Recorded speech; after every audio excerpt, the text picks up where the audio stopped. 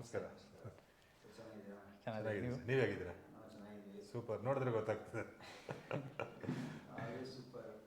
ಹೊಸ ವರ್ಷಕ್ಕೆ 3ನೇ ತಾರೀಕು Guns and Roses is a new ನಾಯಕ್ ನಟರು ಫಸ್ಟ್ ಟೈಮ್ ರಿವ್ಯೂ ಮಾಡ್ತಾ ಇದ್ದೀರಾ, ಹೇಗೆ ಅನಿಸ್ತಾ ಇದೆ? ಏನು ಜೋಶ್ ಇದೆ? ಜೋಶ್ ಇದೆ, ಖುಷಿ ಇದೆ, ಅದ್ರ ಜೊತೆಗೆ ಭಯನೂ ಇದೆ. ಒಳ್ಳೇದಾಗತ್ತೆ ಅಂತ ಎಕ್ಸ್ಪೆಕ್ಟ್ ಮಾಡ್ತಿದ್ದೀವಿ. ಒಳ್ಳೇದಾಗತ್ತೆ. ಹೊಸ ವರ್ಷ 2025 ನಮ್ದಾಗಿರಲಿ ಅಂತ ಅಂದ್ಕೊಳ್ತಿದ್ದೀವಿ. ಸೊ ನೀವು ಸರ್, ಹೊಸ ವರ್ಷ ಅಂತ ಹೇಳೋದೇ ಒಂದು ಥ್ರಿಲ್ಲು, ಅದೊಂದು ಖುಷಿ, ಅದೊಂದು ಎಮೋಷನಲ್ಲು. ಹೊಸ ವರ್ಷ ಹೆಂಗಿರುತ್ತೆ ಅಂತ ಹೇಳೋದು. ಅದರಲ್ಲಿ ಬೇರೆ ಜನವರಿ 3ನೇ ತಾರೀಕು ಹೊಸ ವರ್ಷದಲ್ಲಿ ನಮ್ಮ ಸಿನಿಮಾ ಬರ್ತಾ ಇರೋದು, ಅದು ಡಬ್ಬಲ್ ಟ್ರಿಬಲ್ ಖುಷಿ ಅನಿಸ್ತಾ ಇದೆ. ಒಂದು ಜೋಶ್ ಇದೆ. ಯಾಕೆಂದರೆ ಎಲ್ಲರಿಗೂ ಒಂದು ಎನರ್ಜಿ ಬೂಸ್ಟು. ನ್ಯೂ ಇಯರ್ 1ನೇ ತಾರೀಕು 2ನೇ ತಾರೀಕು 3ನೇ ತಾರೀಕು ಏನೋ ಸಾಧಿಸ್ಬಿಡ್ಬೇಕು, ಈ ವರ್ಷ ಏನೋ ಮಾಡಿಬಿಡ್ಬೇಕು ಅಂತ. ಸೇಮ್ ಅದೇ ಟೈಮಿಗೆ ನಮ್ಮ ಸಿನಿಮಾ ಬೇರೆ ಬರ್ತಾ ಇರೋದ್ರಿಂದ ಇನ್ನೂ ಜೋಶಲ್ಲಿ ಫುಲ್ 2025 ಒಂದು ರೇಂಜಿಗೆ ಕನ್ನಡ ಇಂಡಸ್ಟ್ರಿ ಒಳ್ಳೇದಾಗಬೇಕು, ಒಳ್ಳೊಳ್ಳೆ ಸಿನಿಮಾ ಮಾಡಬೇಕು ಅಂತೇಳೋ ಒಂದು ಒಂದು ಏನಾದ್ರು ಫುಲ್ ಹೋಪಿಂದ ಮುನ್ನೋಗೋದು ಸರ್. ನೀವು ಈ ಮುಂಚೆ ಏನು ಮಾಡ್ತಾ ಇದ್ದೀನಿ? ಇದಕ್ಕಿಂತ ಮುಂಚೆ ಇಲ್ಲ, ಸಿನಿಮಾನೇ ಮಾಡ್ಬೇಕಂತಿದ್ವಿ. ಚಿಕ್ಕ ಹುಡುಗನ ರೋಲ್ ಮಾಡಿದ್ದೆ ನಂದನಂದಿತ ಸಿನಿಮಾಲಿ, ಲೂಸ್ ಮಾದ ಯೋಗೀಶ್ ಚಿಕ್ಕ ಹುಡುಗನ ಕ್ಯಾರೆಕ್ಟರ್. ಅದು ಬಿಟ್ಟರೆ ಫುಲ್ ಫ್ಲೆಜ್ಡ್ ಆ್ಯಕ್ಟರ್ ಆಗಿ ಮಾಡಬೇಕು ಅನ್ನೋದು ಆಸೆ ಇತ್ತು. ಅದಕ್ಕೆ ಎಲ್ಲ ತಯಾರಿ ಮಾಡಿಕೊಂಡು ಕರೆಕ್ಟಾಗಿ ಟೈಮ್ ಬರಬೇಕು, ಸ್ಕ್ರಿಪ್ಟ್ ಬರಬೇಕು, ಒಂದು ಸಿನಿಮಾ ಮೂಡ್ ಬರಬೇಕು. ಸೊ ಇವಾಗ ಅದಾಗಿ 2025ಗೆ 3ನೇ ತಾರೀಕು ಜನವರಿ ರಿಲೀಸ್ ಆಗುತ್ತೆ. ಪರ್ಸನಲ್ ಲೈಫಲ್ಲಿ ಏನು ಮಾಡುತ್ತೆ? ಪರ್ಸ್ನಲ್ ಲೈಫ್ ಅಂದರೆ ನಾನು ಸ್ಕೂಲಿಂಗು ಇಲ್ಲೇ Bengaluru college, business student, commerce student. ನಾನು ಪ್ಯಾರಲಲ್ ಆಗಿ ಇಂಡಸ್ಟ್ರಿಗೆ ಟ್ರೈನ್ ಆಗ್ತದೆ. ಏನಕ್ಕೆ ಇಂಡಸ್ಟ್ರಿನೇ? ಮುಂಚೆಯಿಂದನೂ ಇಂಡಸ್ಟ್ರಿ ತುಂಬ ಇಂಟ್ರೆಸ್ಟ್ ಇತ್ತು. ತಂದೆ ಜೊತೆ ಶೂಟಿಂಗ್ಗಳಿಗೆ ಓಡಾಡೋದ್ರಿಂದ ಹಿಡಿದು ಪ್ರತಿಯೊಂದೂ, ಎಸ್ಪೆಷಲಿ ಯಾವಾಗ ನಾನು ಚಿಕ್ಕ ಹುಡುಗನ ರೋಲ್ ಮಾಡಿಬಿಟ್ಟೆ ಅವಾಗಂತೂ ಡಿಸೈಡ್ ಆಗಿಬಿಟ್ಟೆ ಮಾಡಿದ್ರೆ ಇಲ್ಲೇ ಏನೋ ಒಂದು ಮಾಡಬೇಕು ಅಂತ. ಸೊ ಟೈಮ್ ತೊಗೊಳ್ತು, ಬಟ್ ಇಲ್ಲಿ ಮಾಡಿದ್ದೀವಿ. ಅದೇನೋ ಅಂತಾರಲ್ಲ, ಹೊಡೆದ್ರೆ ಆನೆನೇ ಹೊಡಿಬೇಕು, ಹಾಗೆ ಆದರೆ ಹೀರೋ ಆಗಬೇಕು ಅಂತ. ನೀವು ಫುಲ್ ಪ್ಲೇಜ್ ವಿಲನ್ ಆಗಿ ಇದೆಲ್ಲ ಕಾಣಿಸ್ತಾರೆ ಇಂಡಸ್ಟ್ರಿ. ಸರ್, ನಂದು 11 ವರ್ಷದ ಜರ್ನಿ ಇಂಡಸ್ಟ್ರಿಯಲ್ಲಿ. ಸುಮಾರು ಒಂದು 40-45 ಸಿನಿಮಾ ಎಕ್ಸ್ಪೀರಿಯೆನ್ಸ್ ಮಾಡ್ಕೊಂಡು ಬಂದು, ಚಿಕ್ಕ ಪುಟ್ಟ ಪಾತ್ರಗಳು ಸಿಕ್ಕಿದೆ ಮಾಡ್ಕೊಂಡು ಬಂದು ಇವಾಗ ರೀಸೆಂಟ್ ಡೇಸ್ ಒಂದು 2-3 ವರ್ಷದಿಂದ ಮೈನ್ ವಿಲನ್ ಆಗಿ ತುಂಬ ಸಿನಿಮಾ ಕಾಣಿಸ್ಕೊಳ್ತೀನಿ. ಮೊನ್ನೆ ರೀಸೆಂಟಾಗಿ ಭೈರತಿರಣಗಳು ಮಾಡಿದ್ದೀನಿ, ಅದು ಒಳ್ಳೆ ರೆಸ್ಪಾನ್ಸಿವ್ ಬಂತು. ಅದರಿಂದ ಧೈರ್ಯಂ ಸರ್ವಸ್ವ, ಅದು ಒಂದು ಡಿಫ್ರೆಂಟ್ ಕ್ಯಾರೆಕ್ಟರ್ ಆಗಿ ಒಂದು ಕಾಣಿಸ್ಕೊಂಡು, ಅದು 2 ಶೇಡ್ ಮಾಡಿದ್ದು, ಅದು ಒಳ್ಳೆ ಹೆಸರು ಬಂದಿತ್ತು. ಹಾಗೆ ಇವಾಗ ಒಂದು 5-6 ಸಿನಿಮಾ ಮೈನ್ ವಿಲನ್ ಆಗಿ ಮಾಡ್ತಾ ಇದ್ದೀನಿ. ರಿಲೀಸಿಗೆ ಒಂದು 2-3 ರೆಡಿ ಇದೆ. ಸೊ ನೋಡೋಣ ಸರ್, ಅದೇ ಹೇಳ್ತಾರಲ್ಲ, ಕಾದು ಆದಮೇಲೆ ಒಂದು ದಿವಸ ಏನೋ ಕೊಡ್ತಾರೆ ಅಂತ. ಹಂಗೆ ಈ ಗನ್ಸ್ ಆ್ಯಂಡ್ ರೋಸಸ್ ಮೂಲಕ ಇದೊಂದು ಏನು ಹೇಳ್ಬೇಕಂದ್ರೆ ಅದ್ಭುತ ಪಾತ್ರ ಒಂದು ಸಿಕ್ಕಿದೆ. ಒಂದು ಕಲಾವಿದನಿಗೆ ಒಂದು ಹೊಟ್ಟೆ ಸಿಗುವಂತಿರುತ್ತೆ, ಅದನ್ನು ನಾನು ಇದರಲ್ಲಿ ತುಂಬಿಸ್ಕೊಂಡಿದ್ದೀನಿ ಅಂತ ಹೇಳ್ಬೋದು. ಅದಕ್ಕೆ ಮೈನ್ ಕಾರಣಕರ್ತರಾದಂಥ ಅಜಯ್ ಸರ್ ಅವರಿಗೆ, ಅದು ಅಜಯ್ ಸರ್ ಅಂದರೆ ಅವ್ರ ಫಾದರು, ಅವರು ನನ್ನ ಸೆಲೆಕ್ಟ್ ಮಾಡಿದ್ದು. ಬಟ್ ಅವ್ರಿಗೇನೋ ಗೊತ್ತಿಲ್ಲ, ನೋಡಿದ ತಕ್ಷಣ ಆ ಕ್ಯಾರೆಕ್ಟ್ರಿಗೆ ಇವರೇ ಅಂತ ಫಿಕ್ಸ್ ಮಾಡಿಬಿಟ್ಟಿದ್ರು. ನಾನು ಹೋಗಿದ್ದೆ ಬೇರೆ ಕ್ಯಾರೆಕ್ಟ್ರಿಗೆ, ಪೊಲೀಸಿಗೆ ಹಾಕಿದ್ರು ನನಗೆ. ಮತ್ತೆ ಎಲ್ಲ ಸಿನಿಮಾ ಥರನೇ ಇದರಲ್ಲೂ ಪೊಲೀಸ್ ಹಾಕಿದ್ರು. ಬಟ್ ಏನೋ ಅವರಿಗೆ ನೋಡಿದ ತಕ್ಷಣ ಚೇಂಜ್ ಮಾಡಿಬಿಟ್ಟು ನನಗೆ ಒಂದು ಒಳ್ಳೆ ಒಂದು, ಅಂದರೆ ಈ ಸಿನಿಮಾದಲ್ಲಿ ನನ್ನ ಪಾತ್ರ ಅಂತ ಹೇಳೋದು ಒಂದು ಅದ್ಭುತ ಪಾತ್ರ. ಬಟ್ ವಿಲನ್ ಅಂತ ಹೇಳಿದ ತಕ್ಷಣ ಎಲ್ಲ ಸಿನಿಮಾದಲ್ಲಿ ನೀವು ನೋಡ್ದಂಗೆ ಹೊಡಿಬೇಡಿ, ಹೀರೋಗೆ ಟಗಫೋರು, ಚಾಲೆಂಜು, ಚೇಸ್ ಮಾಡು, ಎತ್ತಾಗ, ಅದೆಲ್ಲ ಕಾಮನ್ ಆಗೋಯ್ತು. ಬಟ್ ಇಲ್ಲಿ ನನ್ನ ಕ್ಯಾರೆಕ್ಟ್ರೇ ಡಿಫ್ರೆಂಟು. ಅಂದರೆ ಇವನು ಒಳ್ಳೆಯವನ ಕೆಟ್ಟವನ, ಇವನು ನಿಜವಾಗ್ಲೂ ವಿಲನ ಅಲ್ಲ ಏನು ಅಂತ ಹೇಳೋದೊಂದು ಕ್ಯೂರಿಯಾಸಿಟಿ ಆಡಿಯನ್ಸ್ನಾಗೆ ಕರ್ಕೊಂಡು ಹೋಗ್ತಾ ಇರ್ತಾರೆ. ಬಟ್ ಗೊತ್ತಾಗುತ್ತೆ, ಓ ಇವನೊಂದು ಕ್ರಿಮಿನಲ್, ಇವನೊಂದು ವಿಲನ್, ಇವನು ಭಯಂಕರ ಡೇಂಜರ್ ನನ್ನ ಮಗ ಅಂತ ಹೇಳೋದು ಕೊನೆಗೆ ಗೊತ್ತಾಗುತ್ತೆ. ಸೊ ಆ ಥರ ಕ್ಯೂರಿಯಾಸಿಟಿ ಇರೋವಂಥದ್ದು. ಬಟ್ ಚಾಲೆಂಜಿಂಗ್ ಪಾತ್ರ ಆಗಿತ್ತು. ನಾನು ಅದನ್ನ ತೊಡಸ್ಕೊಂಡೆ. ಒಂದು ಫಸ್ಟ್ 2 ದಿವಸದಲ್ಲಿ ಕೇಳ್ತಾ ಇದ್ದೆ ಡೈರೆಕ್ಟರ್ ಸರ್ನ, ಸರ್ ಇದು ಬೇಕಂತ, ಸಾಕು ಸರ್ ಅಂತ ಹೇಳಿದ್ರು. ಪ್ರತಿ ಇನ್ನೊಂದ್ಸತಿ ಅಜಯ್ ಸರ್ನ ಕೇಳ್ತಾ ಇದ್ದೆ, ಸೂಪರ್ ಆಗಿದೆ, ಇಷ್ಟೇ ಸಾಕು ಅಂತ ಹೇಳಿದ್ರು. ಜಾಸ್ತಿ ಓವರ್ ಆಗಿ ಮಾಡೋಕೆ ಹೋದ್ರೂ ಚೆನ್ನಾಗಿರಲ್ಲ, ತುಂಬ ಲೋ ಆಗ್ಬಿಟ್ರು ಆ ಪಾತ್ರ ವೀಕ್ ಆಗಿಬಿಡುತ್ತೆ ಅಂತ. ಬಟ್ ಆಫ್ಟರ್ ದಟ್ ಎಲ್ಲ ಮಾಡಿ ಸ್ಕ್ರೀನಲ್ಲಿ ನೋಡುವಾಗ ವಾವ್ ಅಂತ ಅನಿಸ್ತು. ತುಂಬ ಖುಷಿ ಇದೆ. ಅಂದರೆ ಈ ಥರ ಒಂದು ಪಾತ್ರ ಮಾಡಿದ್ದಕ್ಕೆ ಹೆಮ್ಮೆ ಇದೆ. ನೀವು ಫಸ್ಟ್ ಟೈಮ್ ಕತೆ ಕೇಳಿದಾಗ ಹೇಗೆ ಅನಿಸ್ತು ಅಂತ? ಕತೆ ಸಾಲಿಡ್ ಆಗಿತ್ತು. ಗನ್ಸ್ ಆ್ಯಂಡ್ ರೋಸಸ್ ಅಂದಿದ ತಕ್ಷಣ ಲವ್ ಆ್ಯಂಡ್ ಆ್ಯಕ್ಷನ್ ಅಂತ ಗೊತ್ತಾಗತ್ತಲ್ವಾ. ಸೊ ಶರತ್ ಅವರು ಈ ಒಂದು ಸಿನಿಮಾದಲ್ಲಿ ಎಷ್ಟು ಚೆನ್ನಾಗಿ ಏನು ಮಾಡ್ಬೋದು, ಏನು ಮಾಡಬೇಕು, ಏನು ಮಾಡಬಾರ್ದು ಅನ್ನೋದು ತುಂಬ ಚೆನ್ನಾಗಿ ತೋರಿಸಿದ್ದಾರೆ. ಅವ್ರು ಹೇಳ್ತಿದ್ದಂಗೆ ಈ ಡ್ರಗ್ಸು, ರೌಡಿಸಮ್ ಅಂತೆಲ್ಲ ಹೋದರೆ ಅದರಿಂದ ಆಗೋಂಥ ಪರಿಣಾಮಗಳೇನು ತುಂಬ ಚೆನ್ನಾಗಿ ಬಂದಿದೆ. ನೋಡ್ತೀರಾ ಇನ್ನೇನು 3ನೇ ತಾರೀಕಿನ. ನೀವು ಟ್ರೈಲರ್ ನೋಡಿದ್ರೆ ಕಿಶೋರ್ ಸರ್ ಆಪೋಸಿಟ್ ಸಕ್ಕತ್ತ ಒಂದು ಸೀನ್ ಬರುತ್ತೆ. ಹೌದು. ಆ ಟ್ರೈಲರ್ಲಿರೋದೆಲ್ಲ ಡೈಲಾಗ್ ಎಲ್ಲ ನಂದೇ ಅದು ಶೋಭರಾಜ್ ಸರ್ ಒಟ್ಟಿಗೆ. ಮತ್ತು ಅದೆಲ್ಲ ಹೇಳ್ತೀನಲ್ಲ, ನಿನಗೆ 10 ಜನರಿಗಿರೋ ತಲೆ ತಾಕತ್ತು ಗುಂಡಿಗೆ ಎಲ್ಲ ಇನ್ನು ಒಬ್ಬನಲ್ಲಿದ್ದೆ ಸೂರ್ಯ ಅಂತ ಅದೆಲ್ಲ ನನ್ನ ಡೈಲಾಗ್ಗಳು ಟ್ರೈಲರ್ ಇರೋದು. ಬಟ್ ಡೈಲಾಗ್ ಅಂತೂ ಈ ಸಿನಿಮಾದಲ್ಲಿ ಅದ್ಭುತವಾಗಿದೆ. ನನಗೆ ಅಂತಲ್ಲ, ಪ್ರತಿ ಒಂದು ಪಾತ್ರಕ್ಕೂ ಸಮೇತ ಡೈಲಾಗ್ಸ್ಗಳನ್ನ ಅಚ್ಚುಕಟ್ಟಾಗಿ ಬರೆದಿದ್ದಾರೆ. ಅದೇ ಥರ ಈ ನಮ್ಗೆ ಹೇಳೋದು ಸಿನಿಮಾದ ಪಿಲ್ಲರ್ಗಳು ಅಂತ ಹೇಳ್ಬಿಟ್ಟು ಇವತ್ತು ಶೋಭರಾಜ್ ಸರ್ ಇರ್ಬೋದು, ಕಿಶೋರ್ ಸರ್ ಇರ್ಬೋದು, ಮತ್ತು ನಮ್ಮ ಅವಿನಾಶ್ ಸರ್, ನೀನಾಸಂ ಸತೀಶ್, ಸುಚಂದ್ರ ಪ್ರಸಾದ್ ಅವರು, ಪ್ರತಿಯೊಬ್ಬರು ಅದದ್ದು ಆ ವ್ಯಾಲ್ಯೂ ಆ ಪಾತ್ರ ನನಗೆ ಜೀವಿಸ್ಬಿಟ್ಟಿದ್ದಾರೆ.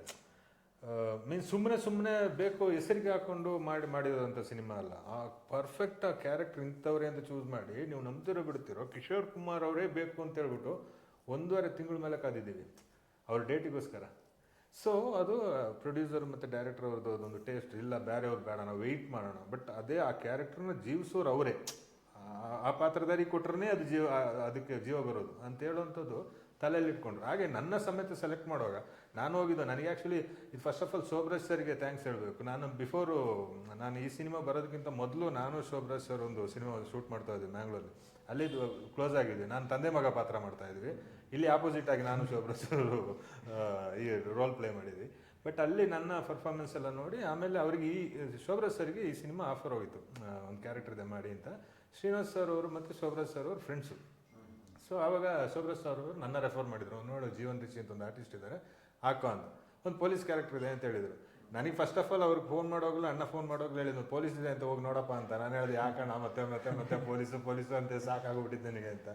ಸೊ ಆವಾಗ ಸಮೇತ ಬಂದೆ, ಇಲ್ಲಿಗೆ ಬಂದಿದ್ದ ಇವ್ರ ಆಫೀಸಿಗೆ ಬಂದು ಇಂಟ್ರೊಡಕ್ಷನ್ ಆಗಿದ ತಕ್ಷಣ ನೋಡಿದ ತಕ್ಷಣ ಫಸ್ಟು ಅದೇ ಸರ ಕಂಡಿಡಿದ್ದು, ಬೈಲಿ ಶ್ರೀನಿವಾಸ್ ಅಂತ ಹೇಳಿ ಕರ್ಕೊಂಡು ಹೋಗ್ಬಿಟ್ರು ಅವ್ರನ್ನ. ಕರ್ಕೊಂಡು ಹೋಗಿದ್ಮೇಲೆ ನನ್ನ ಕೂರಿಸಿ 1 ಅವರ್ ಕೂತಿದ್ದೀನಿ ನಾನು. ಏನು ಹೇಳ್ತಾ ಇರಲಿಲ್ಲ ಇವರು ಯಾವ ಪಾತ್ರ ಅಂತ. ನಾನು ಅನ್ಕೊಂಡಿದ್ದೆ ಪೊಲೀಸು ಸಮೇತ ಹೋಯ್ತು ನನಗೆ ಮೋಸ್ಟ್ಲಿ ರಿಜೆಕ್ಟೆಡೇ ಕಾಣುತ್ತೆ ಅಂತ.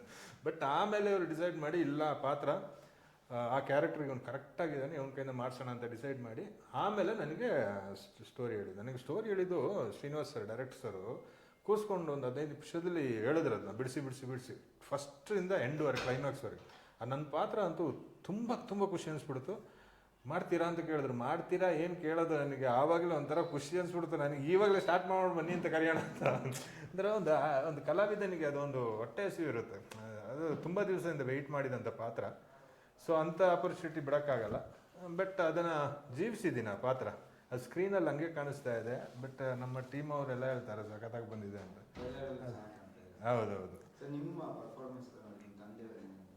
ನನ್ನ ಪರ್ಫಾರ್ಮೆನ್ಸ್ ಬಗ್ಗೆನಾ ನೀವೊಂದು ಸಲ ಅವ್ರನ್ನೇ ಕೇಳಬೇಕು. ಬಿಕಾಸ್ ಜಾಸ್ತಿ ಹೊಗಳಲ್ಲ ನಮ್ಮ ತಂದೆ. ಒಂದೊಂದು ಸಲ ಚೆನ್ನಾಗಿ ಮಾಡಿದ್ಯಾ ನೀನು, ಏನೇ ಮಾಡಿದ್ರು ನಮ್ಮಪ್ಪ ಕಲಿಯೋದು ತುಂಬ ಇದೆ ಅಂತ ಹೇಳ್ತಾರೆ.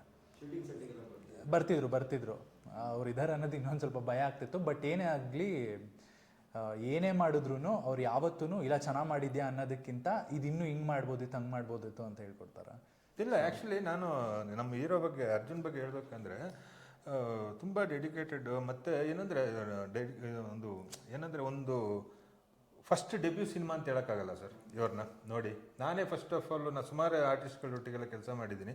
ಬಟ್ ಇವ್ರ ಜೊತೆ ಕೆಲಸ ಮಾಡುವಾಗ ಏನು ಫ್ಲೆಕ್ಸಿಬಲ್ ಆಗಿದೆ ಅಂದರೆ ಪಟ್ ಅಂತ ಕರೆಕ್ಟಾಗಿ ಇದು ಮಾಡ್ಕೊಳ್ಳೋದು. ಒಂದೊಂದು ಟೇಕಲ್ಲಿ ಹೊಡ್ಕೊಂಡು ಹೋಗೋರು.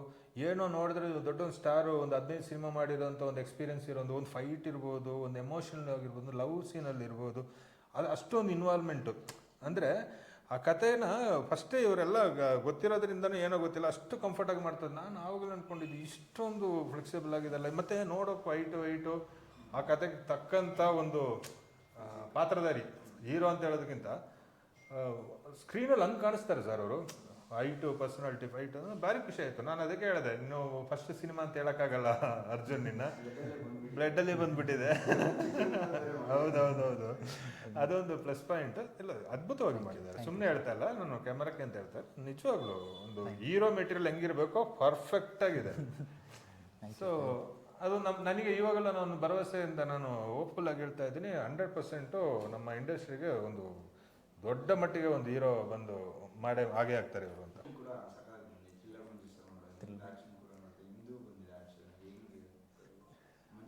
ಮಂಜು ಮಾಸ್ಟರ್ ಗೊತ್ತಲ್ವಾ, ಸೂಪರ್ ಫಾಸ್ಟು. ಆಮೇಲೆ ಅವರಿಗೆ ರಿಯಲಿಸ್ಟಿಕ್ ಆಗಿ ತೆಗಿಯೋಣ ಅನ್ನೋದಿತ್ತು. ಸುಮ್ಮನೆ ಏನೋ ಹೊಡೆದ್ರು ಆರೋದ್ರು ಜಾಸ್ತಿ ರೋಪ್ ಯೂಸ್ ಮಾಡೋಣ ಅನ್ನೋದಕ್ಕಿಂತ ನ್ಯಾಚುರಲ್ ಆಗಿ ಹೆಂಗೆ ಹೊಡೆದಾಡ್ತಾರೆ. ಸೊ ಅದು ರಿಯಲಿಸ್ಟಿಕ್ ಫೀಲ್ ಬಂದಿದೆ. ನಮ್ಮ ಆ್ಯಕ್ಷನ್ಸು ತುಂಬ ಚೆನ್ನಾಗಿ ಬಂದಿದೆ, ನೋಡ್ತೀರಾ ನೀವು. ಶ್ರೀನಿವಾಸ್ ಸರ್ ಅವರು ಲೆಜೆಂಡ್ರಿ ಅವರು ಏನೋ ಹೊಸಬ್ರೇನಲ್ಲ, ತುಂಬ ವರ್ಷಗಳೇ. ತುಂಬ ಹೌದೌದು, ಅವರು ಸುಮಾರು ನನಗೆ ಗೊತ್ತಿರೋ ಅವರೇ ಹೇಳಿದಂಗೆ ಒಂದು 70-80 ಸಿನಿಮಾ ಕೆಲಸ ಮಾಡಿದವರು ಅಂತವರು. ತುಂಬ ಒಂದು 30-35 ವರ್ಷದಿಂದ ಇದ್ದಾರೆ ಅವ್ರ ಇಂಡಸ್ಟ್ರಿಯಲ್ಲಿ. ಸೊ ಅವ್ರಿಗೆ ಎಲ್ಲ ಗೊತ್ತು ಸರ್ ಸಿನಿಮಾ ಬಗ್ಗೆ. ಪ್ರತಿಯೊಂದು ಹೊಸಬ್ರಾಗಿ ಬಂದು ಕನ್ಫ್ಯೂಸ್ ಆಗಿ ಗೊತ್ತಿಲ್ದಂಗೆ ಸಿನಿಮಾ ಮಾಡೋಕ್ಕೆ ಬಂದವರಲ್ಲ, ಪ್ರತಿಯೊಂದು ತಿಳ್ಕೊಂಡು. ಅದ್ರ ಜೊತೆಗೆ ಅಜಯ್ ಸರು ನಿಂತ್ಕೊಂಡಿದ್ದಾರೆ, ಅವರು ಲೆಜೆಂಡ್ರಿ ಆ್ಯಕ್ಟ್ರ್. ಅವರಿಬ್ಬರು ಕಾಂಬಿನೇಷನ್ ಅವರಿಬ್ಬರೇ ಸೆಟ್ಟಲ್ಲಿರೋದು. ಬಟ್ ಇನ್ನೊಂದು ಹೇಳ್ಬೇಕಂದ್ರೆ, ಆ ಮಾನಿಟ್ರ್ ಬಂದ ತಕ್ಷಣ ಆ ಟೇಕ್ನ ಓಕೆ ಮಾಡಿದ ತಕ್ಷಣ ಮತ್ತೆ 2 ಸತಿ ಚೆಕ್ ಮಾಡೋರು, ಓಕೆ ಮಾಡೋದಾ ಬೇಡವಾ, ಇಲ್ಲ 1 more ಹೋಗೋಣ. ಯಾಕೆಂದರೆ ಅದು ಓಕೆ ಆಗಿದ್ರು ಇನ್ನೇನಾದ್ರೂ ಅಲ್ಲಿ ಒಂದು ಸ್ವಲ್ಪ ಟೈಮ್ ತಗೊಂಡೆ ಅವರು ಓಕೆ ಮಾಡ್ತಾಯಿದ್ರು. ಬೇರೆಯವ್ರ ಥರ ಟಕ್ ಓಕೆ ಅಂತ ಹೋಗೋಂತಾರಲ್ಲ. ಬಟ್ ಅಷ್ಟು ಕೇರ್ಫುಲ್ಲಾಗಿ ಪ್ರತಿ ಶಾಟ್. ಇನ್ನೊಂದು ನಮ್ಮ DOP ಜನಾರ್ದನ್ ಬಾಬು ಅವರು ತುಂಬ ತೆಲುಗು, ತಮಿಳು ಆ ಥರ ಸಿನಿಮಾ ಎಲ್ಲ ಮಾಡಿ ಸುಮಾರು ಒಂದು 100 ಸಿನಿಮಾ ಮೇಲೆ ಮಾಡಿರ್ಬೇಕು ನಾವು. ತುಂಬ ಒಳ್ಳೆಯ ಕ್ಯಾಮ್ರಾಮ್ಯಾನ್ ಅವರು. ಕರೆಕ್ಟಾಗಿ ಇವರಿಗೆ ಜೋಡಿಯಾಗಿ ಪ್ರತಿ ಫ್ರೇಮ್ ಹೆಂಗೆ ಇಡಬೇಕು, ಎಲ್ಲಿ ಟೈಟ್ ಹೆಂಗೆ ಬರಬೇಕು, ಪ್ರತಿಯೊಂದು ಚೆನ್ನಾಗಿ. ಅದು ನಮಗೆ ಅಲ್ಲಿ ಕೆಲಸ ಮಾಡೋವಾಗಲೂ ಗೊತ್ತಾಗ್ಬಿಡುತ್ತೆ ಸರ್, ಈ ಸಿನಿಮಾ ಸಖತ್ತಾಗಿ ಬರುತ್ತೆ ಅಂತ. ಬಟ್ ಯಾರು ಅಲ್ಲಿ ಅವ್ರವ್ರ ಪಾಡಾಗಿದ ತಕ್ಷಣ ಹೋಗ್ಬಿಟ್ಟು ಅವ್ರವ್ರು ಕೂತ್ಕೊಂಡಿರ್ತಾ ಇರಲ್ಲ. ಅಲ್ಲೇ ಮತ್ತೆ ಒಂದು ಟೀಮ್ ಆಗಿ ಮತ್ತೆ ಡಿಸ್ಕಷನ್ ಮಾಡಿಕೊಂಡು ನೆಕ್ಸ್ಟ್ ಹಿಂಗೆ ಮಾಡೋಣ ಹಂಗೆ ಮಾಡೋಣ ಅಂತ. ಇವಾಗ ದೊಡ್ಡ ಲೆಜೆಂಡ್ರಿ ಆ್ಯಕ್ಟ್ರು ಶೋಭಣ್ಣ ಇರ್ಬೋದು, ಅಶ್ವಥ್ ಅವರು ಎಲ್ಲರೂ ಕೂತ್ಕೊಂಡು ಮಾತಾಡ್ತಿದ್ವಿ ನಾವು, ಹಿಂಗೆ ಮಾಡೋಣ ಹಂಗೆ ಮಾಡೋಣ ಅಂತ ಹೇಳ್ಕೊಂಡು. ಬಟ್ ಅದೆಲ್ಲ ಒಂದು ವರ್ಕೌಟ್ ಆಗಿದೆ. ಅದು ಸ್ಕ್ರೀನ್ ಮೇಲೆ ಕಾಣುವಾಗ ಒಂದು ನರ್ವಸ್ನೆಸ್ ಇಲ್ಲ ಯಾರಿಗೂ. ಈಗ ಹೀರೋ ಅಂತ ಹೇಳಿದ ತಕ್ಷಣ ಒಂದು ನರ್ವಸ್, ಒಂದು ಫ್ರೇಮಲ್ಲಿ ಗೊತ್ತಾಗದಂಗೆ ಎಲ್ಲ ಅಲ್ಲಿ ತಿಂದಾಕ್ಬಿಟ್ಟಿದ್ದಾರೆ ಅವರು. ಆ ಥರ ಒಂದು ಒಳ್ಳೆ ಬಾಂಡಿಂಗಲ್ಲಿ ಸಿನಿಮಾ ಆಗಿದೆ. ಯಾರು ನಿರ್ಮಾಪಕರು ಅವರಿಗೆ ಫಸ್ಟ್ ಪ್ರಾಜೆಕ್ಟ್ ಸ್ಟಾರ್ಟ್ ಆಗಿದೆ ಅವರಿಂದ. ಹೌದು, ಅವರು ತುಂಬ ಪ್ಯಾಷನೇಟ್ ಪ್ರೊಡ್ಯೂಸರ್. ಅವ್ರು ಒಂದ್ಸಲ ಡಿಸೈಡ್ ಮಾಡಿದ್ರು ಅಂದರೆ ಇದು ಮಾಡ್ತೀನಿ ಅಂತ ಅದನ್ನು ಮಾಡೇ ಮಾಡ್ತಾರೆ. ತುಂಬ ಕಮಿಟೆಡ್ ಪ್ರೊಡ್ಯೂಸರು. ನಮ್ಮ ಸಿನಿಮಾಗೆ ಎಲ್ಲೂ ಯಾವ ಥರದ್ದು ಏನೂ ತೊಂದರೆ ಮಾಡಿಲ್ಲ. ಏನು ಬೇಕು ಅನ್ನೋದು ಮುಂಚೆನೇ ರೆಡಿ ಮಾಡಿಟ್ಟಿರ್ತಿದ್ರು. ಸೊ ಒಂದು ಮೊದಲನೇ ಸಿನಿಮಾ ಇಂಟ್ರೊಡ್ಯೂಸ್ ಮಾಡ್ತಿರೋದು ದೊಡ್ಡ ವಿಷಯ. ನಿಮಗೆ ತುಂಬ ಚೆನ್ನಾಗಿ ಗೊತ್ತು ಹೊಸಬ್ರು ಸಿನಿಮಾ ಹೇಗೆ ನಡೀತಿದೆ. ಸಿನಿಮಾ ಮಾಡೋದೇ ರಿಸ್ಕು. ಅಂಥದ್ರಲ್ಲಿ ನಮ್ಮನ್ನು ಇಲ್ಲಿ ಕರ್ಕೊಬಂದು ಕೂರಿಸಿ ಈ ಥರ ನಮ್ಮ ಸಿನಿಮಾ ರಿಲೀಸ್ ಮಾಡ್ತಿರೋದು. ಸೊ ಅವ್ರಿಗೆ ಎಷ್ಟು ಪ್ಯಾನಿಂಗ್. ಅದು ನಮ್ಮ ಕನ್ನಡ ಸಿನಿಮಾ ಬೇರೆ ಲ್ಯಾಂಗ್ವೇಜ್ಗೆಲ್ಲನೂ ಡಬ್ ಮಾಡಿ ಒಂದೇ ಸಲ 5 ಭಾಷೆಯಲ್ಲಿ ಒಂದು ಸಿನಿಮಾ ರೆಡಿ ಮಾಡಿ ಬಿಡ್ತಿರೋದು. ನಾನು ಯಾವ ಜನ್ಮದಲ್ಲಿ ಪುಣ್ಯ ಮಾಡ್ಕೊಂಡಿದ್ನೋ, ನನಗೆ ನಟರಾಜ್ ಸರ್ ಸಿಕ್ಕಿ ದ್ರೋಣ ಕ್ರಿಯೇಷನ್ಸಲ್ಲಿ ನನ್ನ ಸಿನಿಮಾ ಮೊದಲನೇ ಸಿನಿಮಾ ಬರ್ತಿರೋದು. ತುಂಬ ಅದು ಹೇಳೋಕ್ಕಾಗಲ್ಲ, ಅಷ್ಟೊಂದು ಖುಷಿ ಕೊಡುವಂಥ ವಿಷಯ. ಅದು ಇನ್ನೂ ನೋಡ್ಬೇಕು. ಇನ್ನೂ 3ನೇ ತಾರೀಕುವರೆಗೂ ಟೈಮ್ ಇದೆ. ಡೈರೆಕ್ಟರ್ ಏನು ಡಿಸೈಡ್ ಮಾಡ್ತಾರೆ, ಟೀಮ್ ಏನು ಡಿಸೈಡ್ ಮಾಡ್ತಾರೆ ಅಂತ ನೋಡ್ಕೊಂಡು ಮಾಡಬೇಕು. ಬಟ್ ಸ್ಟೇಟ್ ಮಾಡಿರೋದು ಕನ್ನಡ ಸಿನಿಮಾ. ನಮ್ಮ ಕನ್ನಡ ಸಿನಿಮಾ ಬೇರೆ ಕಡೆಯಲ್ಲಿ ಇವಾಗ OTT ಪರ್ಪಸ್ ಆಗಿರ್ಬೋದು, ಏನೇ ಆಗಿರ್ಬೋದು, ನಿಮಗೆ ನಿಮ್ಮ ಭಾಷೆಯಲ್ಲಿ ನಿಮ್ಗೆ ಯಾವುದ್ರಲ್ಲಿ ನೋಡಬೇಕಾಗತ್ತೆ ಅದು ತುಂಬ ಈಸಿ ಆಗುತ್ತೆ ಆಡಿಯನ್ಸಿಗೆ. ಸೊ ಒಂದು ಆಡಿಯನ್ಸ್ ಹಿಡ್ಕೊಳ್ಳೋದಕ್ಕಿಂತ ನಮ್ಮ ರೀಚ್, ನಮ್ಮ ಕಥೆನೂ ಅದೇ ಥರ ಇರೋದ್ರಿಂದ ಎಲ್ಲ ಭಾಷೆನವರು ನೋಡಿದಾಗ ಇಷ್ಟ ಆಗುವಂಥ ಲೈನ್ ಇದೆ, ಕಂಟೆಂಟ್ ಹಂಗಿರೋದ್ರಿಂದ ವರ್ಕೌಟ್ ಆಗುತ್ತೆ ಅಂತ. ಬಟ್ ಆ್ಯಕ್ಚುಲಿ ಇವ್ರು ಹೇಳಿದಂಗೆ, ನೀವು ಕೇಳಿದಂಗೆ ಪ್ರೊಡ್ಯೂಸರ್ ಬಗ್ಗೆ ಅಂತ ಹೇಳಿದ್ರೆ, ನಾನು ತುಂಬ ಪ್ರೊಡ್ಯೂಸರ್ ಕೆಲಸ ಮಾಡಿದ್ದೀನಿ ಸರ್. ತುಂಬ ಪ್ರೊಡ್ಯೂಸರ್ ಕೆಲಸ ಮಾಡಿದ್ದೀನಿ. ಇನ್ನೊಂದು ಏನಂದರೆ, ದೊಡ್ಡ ಬ್ಯಾನರ್ಗಳಲ್ಲಿ ದೊಡ್ಡ ಪ್ರೊಡ್ಯೂಸರ್ ಎತ್ಕೊಂಡು ನಮ್ಮಂಥ ಕಲಾವಿದಕ್ಕೆ ದುಡ್ಡು ಕೊಡೋದಂಥ ಬ್ಯಾನರ್ಲು ಕೆಲಸ ಮಾಡಿದ್ದೀವಿ ನಾವು. ಅದು ಅವ್ರ ಹೆಸರು ಹೇಳಿದ್ರೆ ಇವಾಗ ಏನೇನೋ ಆಗ್ಬಿಡುತ್ತೆ. ಬಟ್ ಆ ಥರ ನಾವು ಅನುಭವಿಸಿ ಬಂದಿದ್ವಿ. ಬಟ್ ಈ ಸಿನಿಮಾದ ಈ ಪ್ರೊಡ್ಯೂಸರು ಒಂದು ಅದ್ಭುತವಾದಂಥ ವ್ಯಕ್ತಿ. ಸಿನಿಮಾಕ್ಕೆ ಏನು ಬೇಕು, ಪ್ಲಸ್ ಕಲಾವಿದರು ಕೇಳೋದಕ್ಕಿಂತ ಮೊದಲು ಅವ್ರ ದುಡ್ಡು ಬಂದು ಮತ್ತೆ ಒಂದು ಸತಿ ಕನ್ಫರ್ಮ್ ಮಾಡ್ಕೊಳ್ಳೋದು, ಬಂದಿದ್ದೇನಪ್ಪ ನಿಂದು ಓಕೆನಾ ಅಂತ ಕೇಳುವಂಥ ಒಂದು ಪ್ರೊಡ್ಯೂಸರು. ಸಿನಿಮಾಕ್ಕೆ ಏನು ಬೇಕು ಅದನ್ನು ಅಚ್ಚುಕಟ್ಟಾಗಿ ಆಯಾ ಟೈಮಿಗೆ ಕೊಡುವಂಥ ಪ್ರೊಡ್ಯೂಸರು ಈಗಿನ ಈ ಸಿಚುವೇಶನಲ್ಲಿ ತುಂಬ ಕಮ್ಮಿ ಸರ್ ಇಂಡಸ್ಟ್ರಿಯಲ್ಲಿ. ನಾವು ನೋಡಿದ್ದೀವಿ, ನಾವು ಕಣ್ಮುಂದೆ ನೋಡಿದ್ದೀವಿ. ಬಟ್ ಇಂಥವ್ರನ್ನ ಕಾಪಾಡ್ಕೋಬೇಕು. ಅದು ಅಲ್ಲದೆ ಒಂದು ಹೊಸ ಮುಖನ ತಗೊಬಂದ್ಬಿಟ್ಟು ಒಂದು ಪ್ಯಾನ್ ಇಂಡಿಯಾ ಸಿನಿಮಾ ಒಂದು 5 ಲ್ಯಾಂಗ್ವೇಜಲ್ಲಿ ಮಾಡೋದು ತಮಾಷೆ ಆಟಲ್ಲ. ಇವಾಗ ಸ್ಟಾರ್ಗಳನ್ನ ಕರ್ಕೊಬಂದ್ಬಿಟ್ಟು ಅವ್ರಿಗೇನೋ ಮಾರ್ಕೆಟಿಂಗ್ ಇರುತ್ತೆ, ಏನೋ ಅದನ್ನ ಪ್ಯಾನ್ ಇಂಡಿಯಾ ಅಲ್ಲ ವರ್ಲ್ಡ್ ಇಂಡಿಯಾ ಏನು ಬೇಕಾದ್ರೂ ಮಾಡ್ಕೋಬೋದು. ಬಟ್ ಒಂದು ನ್ಯೂ ಫೇಸ್ನ ತಗೊಬಂದ್ಬಿಟ್ಟು 5 ಲ್ಯಾಂಗ್ವೇಜಲ್ಲಿ ನಾನು ಬರ್ತೀನಿ ಅಂತ ಹೇಳುವಾಗ ನೀವು ಅದರಲ್ಲೇ ಅರ್ಥ ಮಾಡ್ಕೋಬೇಕು ಕತೆ ಎಷ್ಟು ಗಟ್ಟಿಯಾಗಿದೆ ಅಂತ. ಕತೆ ಗಟ್ಟಿಯಾಗಿರೋದ್ರಿಂದನೇ, ಯಾಕೆಂದ್ರೆ ಎಲ್ಲ ನೇಟಿವಿಟಿಗೆ ಸೂಟ್ ಆಗುವಂಥದ್ದು. ಇವಾಗ ತೆಲುಗಿಗೆ ಹೋದ್ರು ಅಲ್ಲಿಯೂ ಇದು ನಡೀತಾ ಇದೆಯಲ್ಲ ಹಿಂಗಿದೆಲ್ಲ ಅಂತ ಹೇಳೋದು. ತಮಿಳಿಗೆ ಹೋದ್ರೂ ಸೇಮ್, ಮಲಯಾಳದಲ್ಲೂ ಸೇಮ್, ಹಿಂದಿಗೆ ಹೋದ್ರೂ ಸೇಮ್. ನಮ್ಮ ಭಾರತದಲ್ಲಿ ನಡೀತಾ ಇರೋವಂಥ ಸಬ್ಜೆಕ್ಟ್ ಇದು.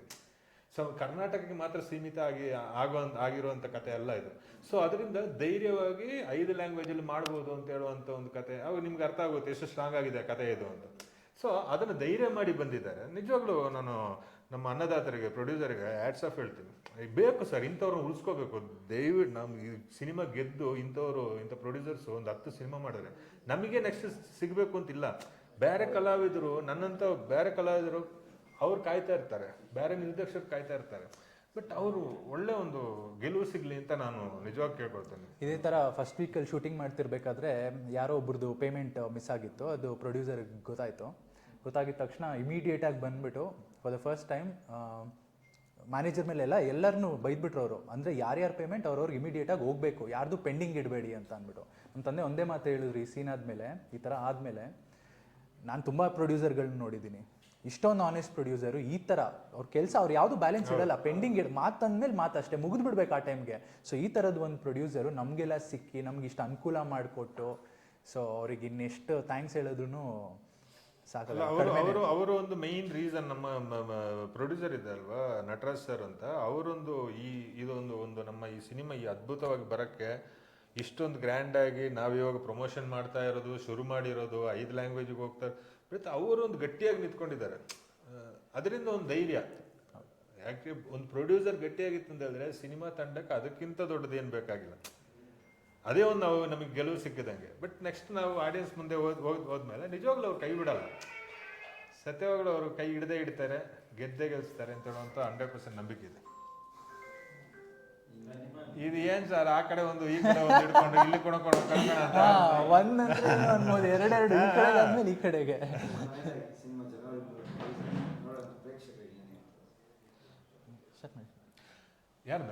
ಇವ್ರು ಕೇಳಿದ್ರೆ ನನ್ನ ಮೊದಲನೇ cinema, debut cinema Guns and Roses, ಜನವರಿ 3ನೇ ತಾರೀಕು ಶುಕ್ರವಾರ ಬಿಡುಗಡೆ ಆಗ್ತದೆ. ಹೊಸ ಟೀಮ್, ನಾನು ಸುಬ್ಬ, ಬೇರೆ ಎಲ್ಲರೂ ಅಳುಬ್ರೆ ಇರೋದು.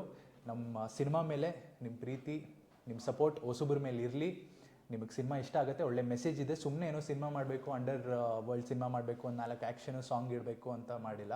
ನೀವು ನೋಡಿದಾಗ ನಿಮಗೆ ಗೊತ್ತಾಗುತ್ತೆ ಏನು ಫ್ರೆಶ್ ಆಗಿ ಮಾಡಿದ್ದೀವಿ ಅಂತ ಅಂದ್ಬಿಟ್ಟು. ಸೊ ಬನ್ನಿ, ಥಿಯೇಟ್ರಿಗೆ ಬಂದು ನಮ್ಮ ಸಿನಿಮಾ ನೋಡಿ, 3ನೇ ತಾರೀಕು ನಮಗೆ ಸಪೋರ್ಟ್ ಮಾಡಿ. Thank you so much. ಹಾಗೆ ಎಲ್ರಿಗೂ ನಮ್ಮ ಗನ್ಸ್ ಆ್ಯಂಡ್ ರೋಸಸ್ ಇದೇ ಹೊಸ ವರ್ಷ ಜನವರಿ 3ನೇ ತಾರೀಕು 2025 ಹೊಸ ಒಂದು ಎನರ್ಜಿಯಿಂದ ನಾವು ನಿಮ್ಮ ಮುಂದೆ ಬರ್ತಾ ಇದ್ದೀವಿ. ಈ ಸಿನಿಮಾದಲ್ಲಿ ಒಳ್ಳೆ ಕತೆ ಇಟ್ಕೊಂಡು ಅದರಲ್ಲಿ ಒಳ್ಳೆ ಒಂದು ಲೀಡ್ ವಿಲನ್ ಅಂತ ಹೇಳೋಕ್ಕಾಗಲ್ಲ, ಅದೇ ಅಂಥ ಒಂದು ಪಾತ್ರ ಮಾಡಿಕೊಂಡು ನಿಮ್ಮ ಮುಂದೆ ಬರ್ತಾ ಇದ್ದೀನಿ. ಯಾರಿಗೂ ಒಂದು ಡಿಸಪಾಯಿಂಟ್ ಆಗದಂಗೆ ಈ ಸಿನಿಮಾ ಎಲ್ಲರೂ ಇಷ್ಟಪಡ್ತೀರಾ. ಪ್ರತಿಯೊಂದು ಶಾರ್ಟು, ಪ್ರತಿಯೊಂದು ಕಲಾವಿದರು ಅವ್ರದ್ದು ಆ ಪಾತ್ರಗಳು ಎಲ್ಲರೂ ನಿಮ್ಗೆ ಇಷ್ಟ ಆಗುತ್ತೆ. ದಯವಿಟ್ಟು ನೀವು ಬಂದು ಸಿನಿಮಾ ನೋಡಿ ಸಪೋರ್ಟ್ ಮಾಡಿ, ನಿಮ್ಮ ಆಶೀರ್ವಾದ ಇರಲಿ ಅಂತ ಕೇಳ್ಕೊಳ್ತಾ ಇದ್ದೀನಿ. Thank you so much. ಜನವರಿ 3ಕ್ಕೆ pan India movie Guns and Roses ಬರ್ತಾ ಇದೆ. ಹೊಸ ವರ್ಷ ಶುಭಾಶಯಗಳು ಹೇಳ್ತಾ ಅವರು ಬರ್ತಾ ಇದ್ದಾರೆ ಅಂಡರ್ವರ್ಲ್ಡ್ ಹಿಡಿಯೋಕ್ಕೆ 2025ಕ್ಕೆ ಹೋಗಿ ಅರಸಿ ಅಂತ ಹೇಳ್ತಾ. Thank you thank you thank you sir. Thank you. Next ಹೋಗಿತ್ತಾ ಜೊತೆ ಅದರಲ್ಲಿ ಒಂದು ಫ್ರೆಂಡ್ ಕ್ಯಾರೆಕ್ಟರ್ ಮಾಡಿ ಹೀರೋಯಿನ್ಗೆ ಜೊತೆನೇ ಹೋಗಕ್ಕಂತ ಒಂದು ಕ್ಯಾರೆಕ್ಟರ್ ಮೇಡಮ್ ಇದ್ದಾರೆ, ಬನ್ನಿ ಮಾತಾಡ್ತಾವ.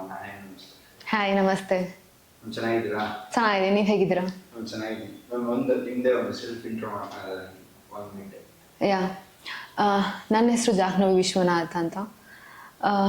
ನಾನು ಇಂಜಿನಿಯರಿಂಗ್ ಮಾಡಬೇಕಾದ್ರೆ ನನ್ನ ಆ್ಯಕ್ಟಿಂಗ್ ಅನ್ನೋದನ್ನ ಶುರು ಮಾಡಿದ್ದು ಎಲ್ಲಿ ಅಂದರೆ, ನಾನು ಥಿಯೇಟರ್ ವರ್ಕ್ ಮಾಡೋದಕ್ಕೆ ಶುರು ಮಾಡಿದೆ. ಅದಾದಮೇಲೆ 2 ವರ್ಷಗಳ ಕಾಲ ನಾನು ಥಿಯೇಟರ್ ಮಾಡಾದಮೇಲೆ ಓಕೆ ಸಿನಿಮಾ ಆಡಿಷನ್ಸ್ನ ಅಟೆಂಡ್ ಮಾಡೋಣ ಅಂತ ಅಂದ್ಕೊಳ್ಬೇಕಾದ್ರೆ, ಆಡಿಷನ್ಸ್ ಅಟೆಂಡ್ ಮಾಡಬೇಕಾದ್ರೆ ನನಗೆ ಸಿಕ್ಕಂಥ ಸಿನಿಮಾ ಇದು ಗನ್ಸ್ ಆ್ಯಂಡ್ ರೋಸಸ್. ಆ್ಯಂಡ್ ಇಷ್ಟು ನನ್ನ ಜರ್ನಿ. ನಾನು ದಾಬಸ್ಪೇಟೆ ಹತ್ರ ಒಂದು ಆದಿಹೊಸಳ್ಳಿ ಅನ್ನೋ ಒಂದು ಹಳ್ಳಿ, ಅಲ್ಲಿಂದ ಬಂದಿದ್ದೀನಿ. ನಂದು ಇಂಜಿನಿಯರಿಂಗ್ ಆಗಿದೆ. ಮೆಜೆಸ್ಟಿಕ್ಕಲ್ಲಿರುವಂತಹ SKSJTI ಅನ್ನೋ ಒಂದು ಇಂಜಿನಿಯರಿಂಗ್ ಕಾಲೇಜಲ್ಲಿ ನಂದು ಇಂಜಿನಿಯರಿಂಗ್ ಮುಗಿಸಿದ್ದೀನಿ.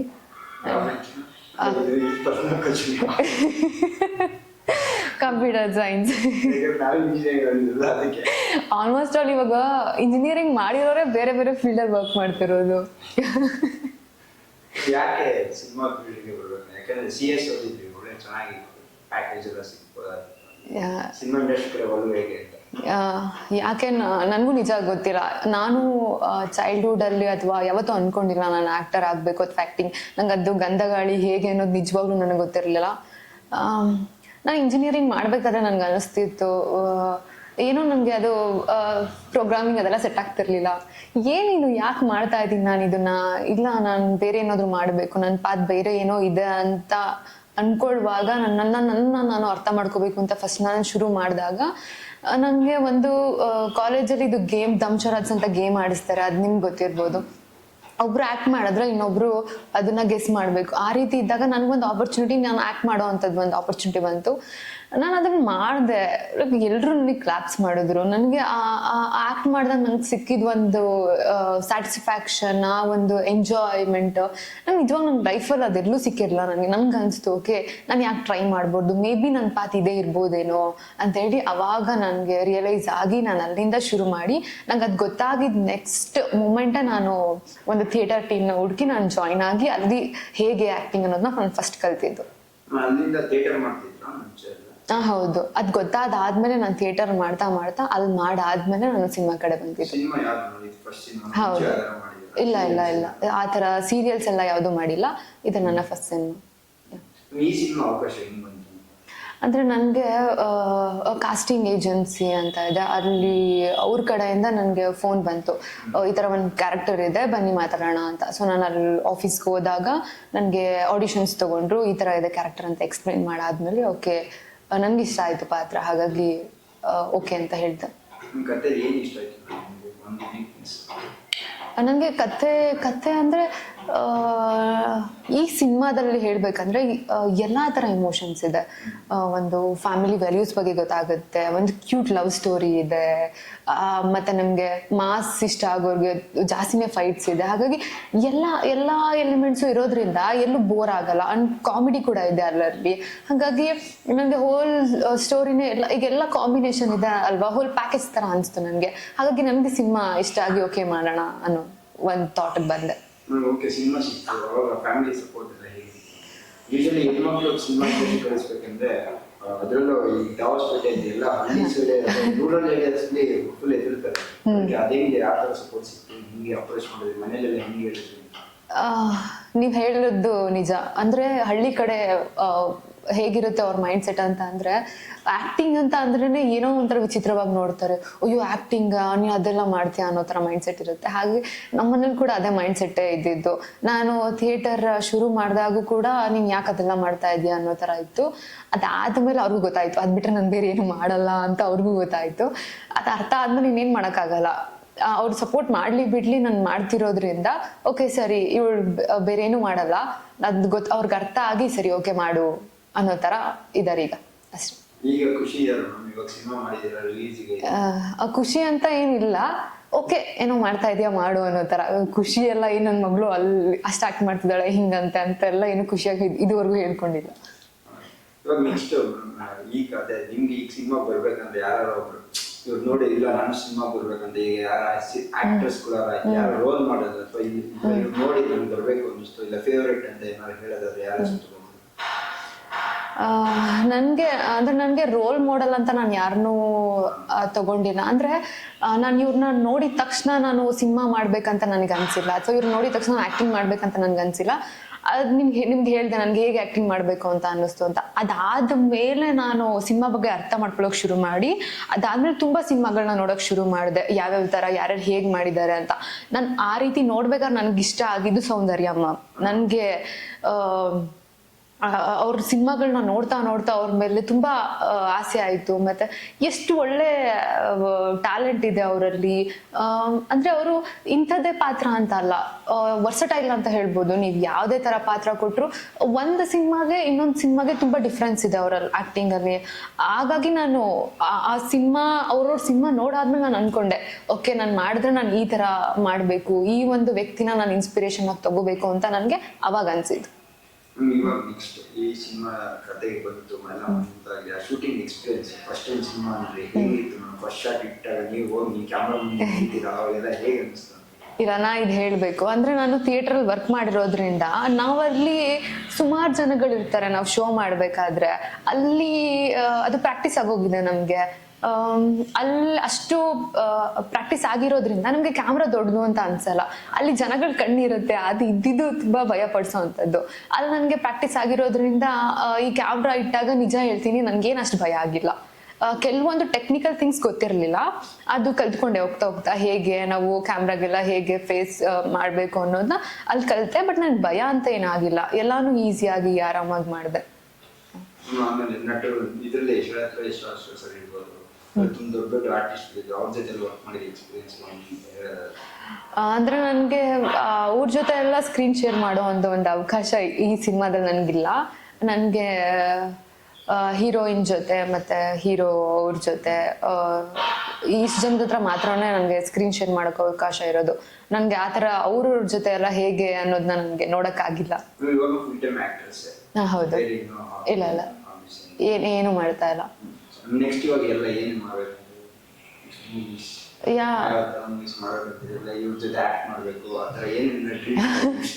ನೀವು ನನ್ನ ಡ್ರೀಮ್ಸ್ ಕೇಳ್ತಾ ಹೋದ್ರೆ ಇಂಟರ್ವ್ಯೂನೇ ಮುಗಿಯಲ್ಲ. ಅಂದ್ರೆ ಇಲ್ಲ, ಎಲ್ಲ ಆಕ್ಟರ್ಸ್ಗೂ ಇರೋವಂಥದ್ದು. ನಂಗೆ ತುಂಬ ಇಷ್ಟ ಅಂದ್ರೆ ನಂಗೆ ರಮೇಶ್ ಅರವಿಂದ್ ಸರ್ ಜೊತೆ ಆ್ಯಕ್ಟ್ ಮಾಡಬೇಕು ಅನ್ನೋದು ನನಗೊಂದು ತುಂಬ ಆಸೆ ಇದೆ. ಅದು ಬಿಟ್ಟರೆ ಎಲ್ಲರ ಜೊತೆ ನನಗೆ ಇಷ್ಟ. ಯಶ್ ಸರ್ ಆಗಿರ್ಬೋದು, ರಕ್ಷಿತ್ ಶೆಟ್ಟಿ ಸರ್ ಜೊತೆ, ಸುದೀಪ್ ಸರ್ ಜೊತೆ, ಎಲ್ಲರ ಜೊತೆ ಆ್ಯಕ್ಟ್ ಮಾಡೋದಕ್ಕೆ ಇಷ್ಟ ಚಾನ್ಸ್ ಸಿಕ್ಕಿದ್ರೆ. ಸಿನಿಮಾ ಜನವರಿ 3ನೇ ತಾರೀಕು ರಿಲೀಸ್ ಆಗ್ತದೆ. ಆಡಿಯನ್ಸ್ ನೋಡ್ತಕ್ಕಂಥ ಪ್ರೇಕ್ಷಕರಿಗೆ ಒಂದು ಯೂನಿಕ್ನೆಸ್ ಇದ್ದಿದೆ, ಬಂದು ಸಿನಿಮಾ ನೋಡಿ ನಾನೇನು ಹೇಳ್ತೀನಿ ಅಂದರೆ, ನೀವು ಒಂದು ಸಿನಿಮಾನ ನೋಡೋಕೆ ಹೋದಾಗ ಎಲ್ಲರೂ ಓಕೆ ಇದು ಮಾಸ್ ಆಗಿದೆ, ಓಕೆ ನನಗೆ ಇಷ್ಟ ಆಗ್ಬೋದು, ಅಥವಾ ಇದರಲ್ಲಿ ಒಂದು ಲವ್ ಸ್ಟೋರಿ ಇದೆ ಓಕೆ ಹೋಗೋಣ, ಅಥವಾ ಇದು ಎಮೋಷ್ನಲ್ ಆಗಿದೆ ಹೋಗೋಣ ಅಂತ ಅಲ್ಲ. ಇದರಲ್ಲಿ ಎಲ್ಲಾನು ಕಂಪ್ಲೀಟಾಗಿ ಕವರ್ ಮಾಡಿದ್ದಾರೆ, ಎಲ್ಲ ಥರ ಎಮೋಷನ್ಸ್ ಇದೆ. ಹಾಗಾಗಿ ಎಲ್ಲ ವರ್ಗದ ಆಡಿಯನ್ಸ್ ಏನಿದ್ದಾರೆ ಎಲ್ರಿಗೂ ಇಷ್ಟ ಆಗುವಂಥದ್ದು. ಹಾಗಾಗಿ ನೀವು ಕೊಡುವಂಥ ದುಡ್ಡಿಗೆ ಯಾವುದೇ ರೀತಿ ಮೋಸ ಆಗಲ್ಲ. ಎಲ್ಲರೂ ಜನವರಿ 3 ಥಿಯೇಟರ್ಗೆ ಬಂದು ನಮ್ಮ ಸಿನಿಮಾನ ನೋಡಿ ನಮಗೆ ಸಪೋರ್ಟ್ ಮಾಡಬೇಕಂತ ಕೇಳ್ಕೊತಾ ಇದ್ದೀನಿ. Thank you. Yeah, Guns and Roses interview ನಡೀತಾ ಇದೆ. ಸೊ ಇವಾಗ ನಮ್ಮ ನಿರ್ದೇಶಕರು ನಮ್ಮ ಜೊತೆ ಇದ್ದಾರೆ, ಶ್ರೀನಿವಾಸ್ ಸರ್. ಹಾಯ್ ಸರ್, ನಮಸ್ತೆ. ನಮಸ್ತೆ. ಆರಾಮ ಸರ್? ಆರಾಮ್, ಹಾಯ್ ಸರ್. ಹೇಳಿ, ಗನ್ಸ್ ಅಂಡ್ ರೋಸಸ್ ನೇಮೇ ಒಂದು ವಿಭಿನ್ನವಾಗಿದೆ. ಮತ್ತು ಪ್ರೀತಿ ಇದ್ದಿದ್ದ ಕಡೆ ಒಂದು ಆ ರೌಡಿಸಮ್, ಆ ಮಾಸ್ ಇರುತ್ತೆ. ಅದಕ್ಕೆ ಗನ್ಸು, ಈ ಕಡೆ ರೋಸಸ್ಸು. ಹೇಗೆ ಬಂದು ಸರ್ ಈ ತಾಟಿ ಇದು ಇಡಬೇಕು ಈ ಟೈಟಲ್ ಅಂತ? ಇದು ಒಂದು ಬಂದು ಗನ್ಸ್ ಅಂಡ್ ರೋಸಸ್ ಅಂದರೆ ಇದು ಅಂಡರ್ವರ್ಲ್ಡ್ ಬ್ಯಾಕ್ ಡ್ರಾಪಲ್ಲಿ ಒಂದು ಲವ್ ಸಬ್ಜೆಕ್ಟ್. ಅದಕ್ಕೆ ಅಂಡರ್ವರ್ಲ್ಡ್ ಅಂದರೆ ಗನ್ನು, ಲವ್ ಅಂದರೆ ರೋಸು. ರೋಸ್ ಅಂದರೆ ನೋಡಿ, ಯಾವಾಗಲೂ ರೋಸ್ ಪಕ್ಕದಲ್ಲಿ ಒಂದು ಮುಳ್ಳಿರುತ್ತೆ. ಅಂದರೆ ನಾವು ಎಲ್ಲರೂ ಅಂತೀವಿ ಈ ರೋಸ್ ಅನ್ನೋದು ಎಲ್ಲರೂ ಲವ್ ಸಂಕೇತ ಆದರೂ ಅದರಲ್ಲಿ ಮುಳ್ಳಿದೆ. ಅಂದರೆ ಅದ್ರ ಪಕ್ಕದಲ್ಲಿ ಗನ್ನಿ ಇದೆ. ಅಂದರೆ ಯಾವುದೂ ಅಂದರೆ ನಾವು ಗನ್ಸ್ ಅಂಡ್ ರೋಸಸ್ ಅಂದಾಗ ಅಲ್ಲಿ ಲವ್ ಇದೆ, ಆ್ಯಕ್ಷನ್ ಇದೆ. ಅಂದರೆ ಸರ್, ಯಾಕೆ ಈ ಜಾನರೇ ಮಾಡ್ಬೇಕು ಅನ್ನಿಸ್ತೀವಿ? ಮಾಸ್ ಜಾನರ್ ಹೆಂಗೆ ಹೋಗ್ತೀವಿ ಕತೆ? ಏನಂದರೆ ನಾನು ಮೊದಲನೇದಾಗಿ ನಮ್ಮ ನಿರ್ಮಾಪಕರಿಗೆ ಒಂದು ಲವ್ ಸಬ್ಜೆಕ್ಟ್ ಮಾಡಬೇಕು ಅಂತ ನಾನು ಒಂದು ಲವ್ ಸಬ್ಜೆಕ್ಟ್ ಹೇಳಿದೆ. ಆ ಲವ್ ಸಬ್ಜೆಕ್ಟ್ ಹೇಳಿದಾಗ ಅವರು ಮಾಮೂಲಿ ಲವ್ ಸಬ್ಜೆಕ್ಟ್ ಬರ್ತಾ ಇದೆ, ಬಟ್ ಇದು ನಾನು ಹೇಳಿದ ಸಬ್ಜೆಕ್ಟ್ ಅವರಿಗೆ ತುಂಬ ಹೆವಿ ಅನ್ನಿಸ್ತು. ಸದ್ಯಕ್ಕೆ ನಾವು ಇವಾಗ ಲವ್ ಅಂದರೆ ಮಾಮೂಲಿ ಎಲ್ಲ ಕಾಮನ್ ಬರ್ತಾ ಇರ್ತದೆ, ಬಟ್ ಇವಾಗ ನಾವು ಒಂದು ಡಿಫ್ರೆಂಟಾಗಿ ಏನಾದರೂ ಮಾಡಬೇಕು ಅಂತ. ಆವಾಗ ನಮ್ಮ ಅಜಯ್ ಕುಮಾರ್ ಅವರು ಗೊತ್ತು, ಅವರು ಒಂದು 40 ಸಿನಿಮಾಗೆ ಕತೆ ಬರೆದಿರೋರು.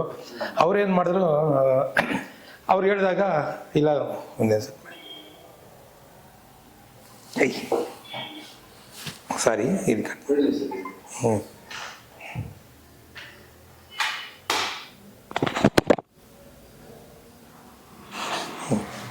ಓಕೆ.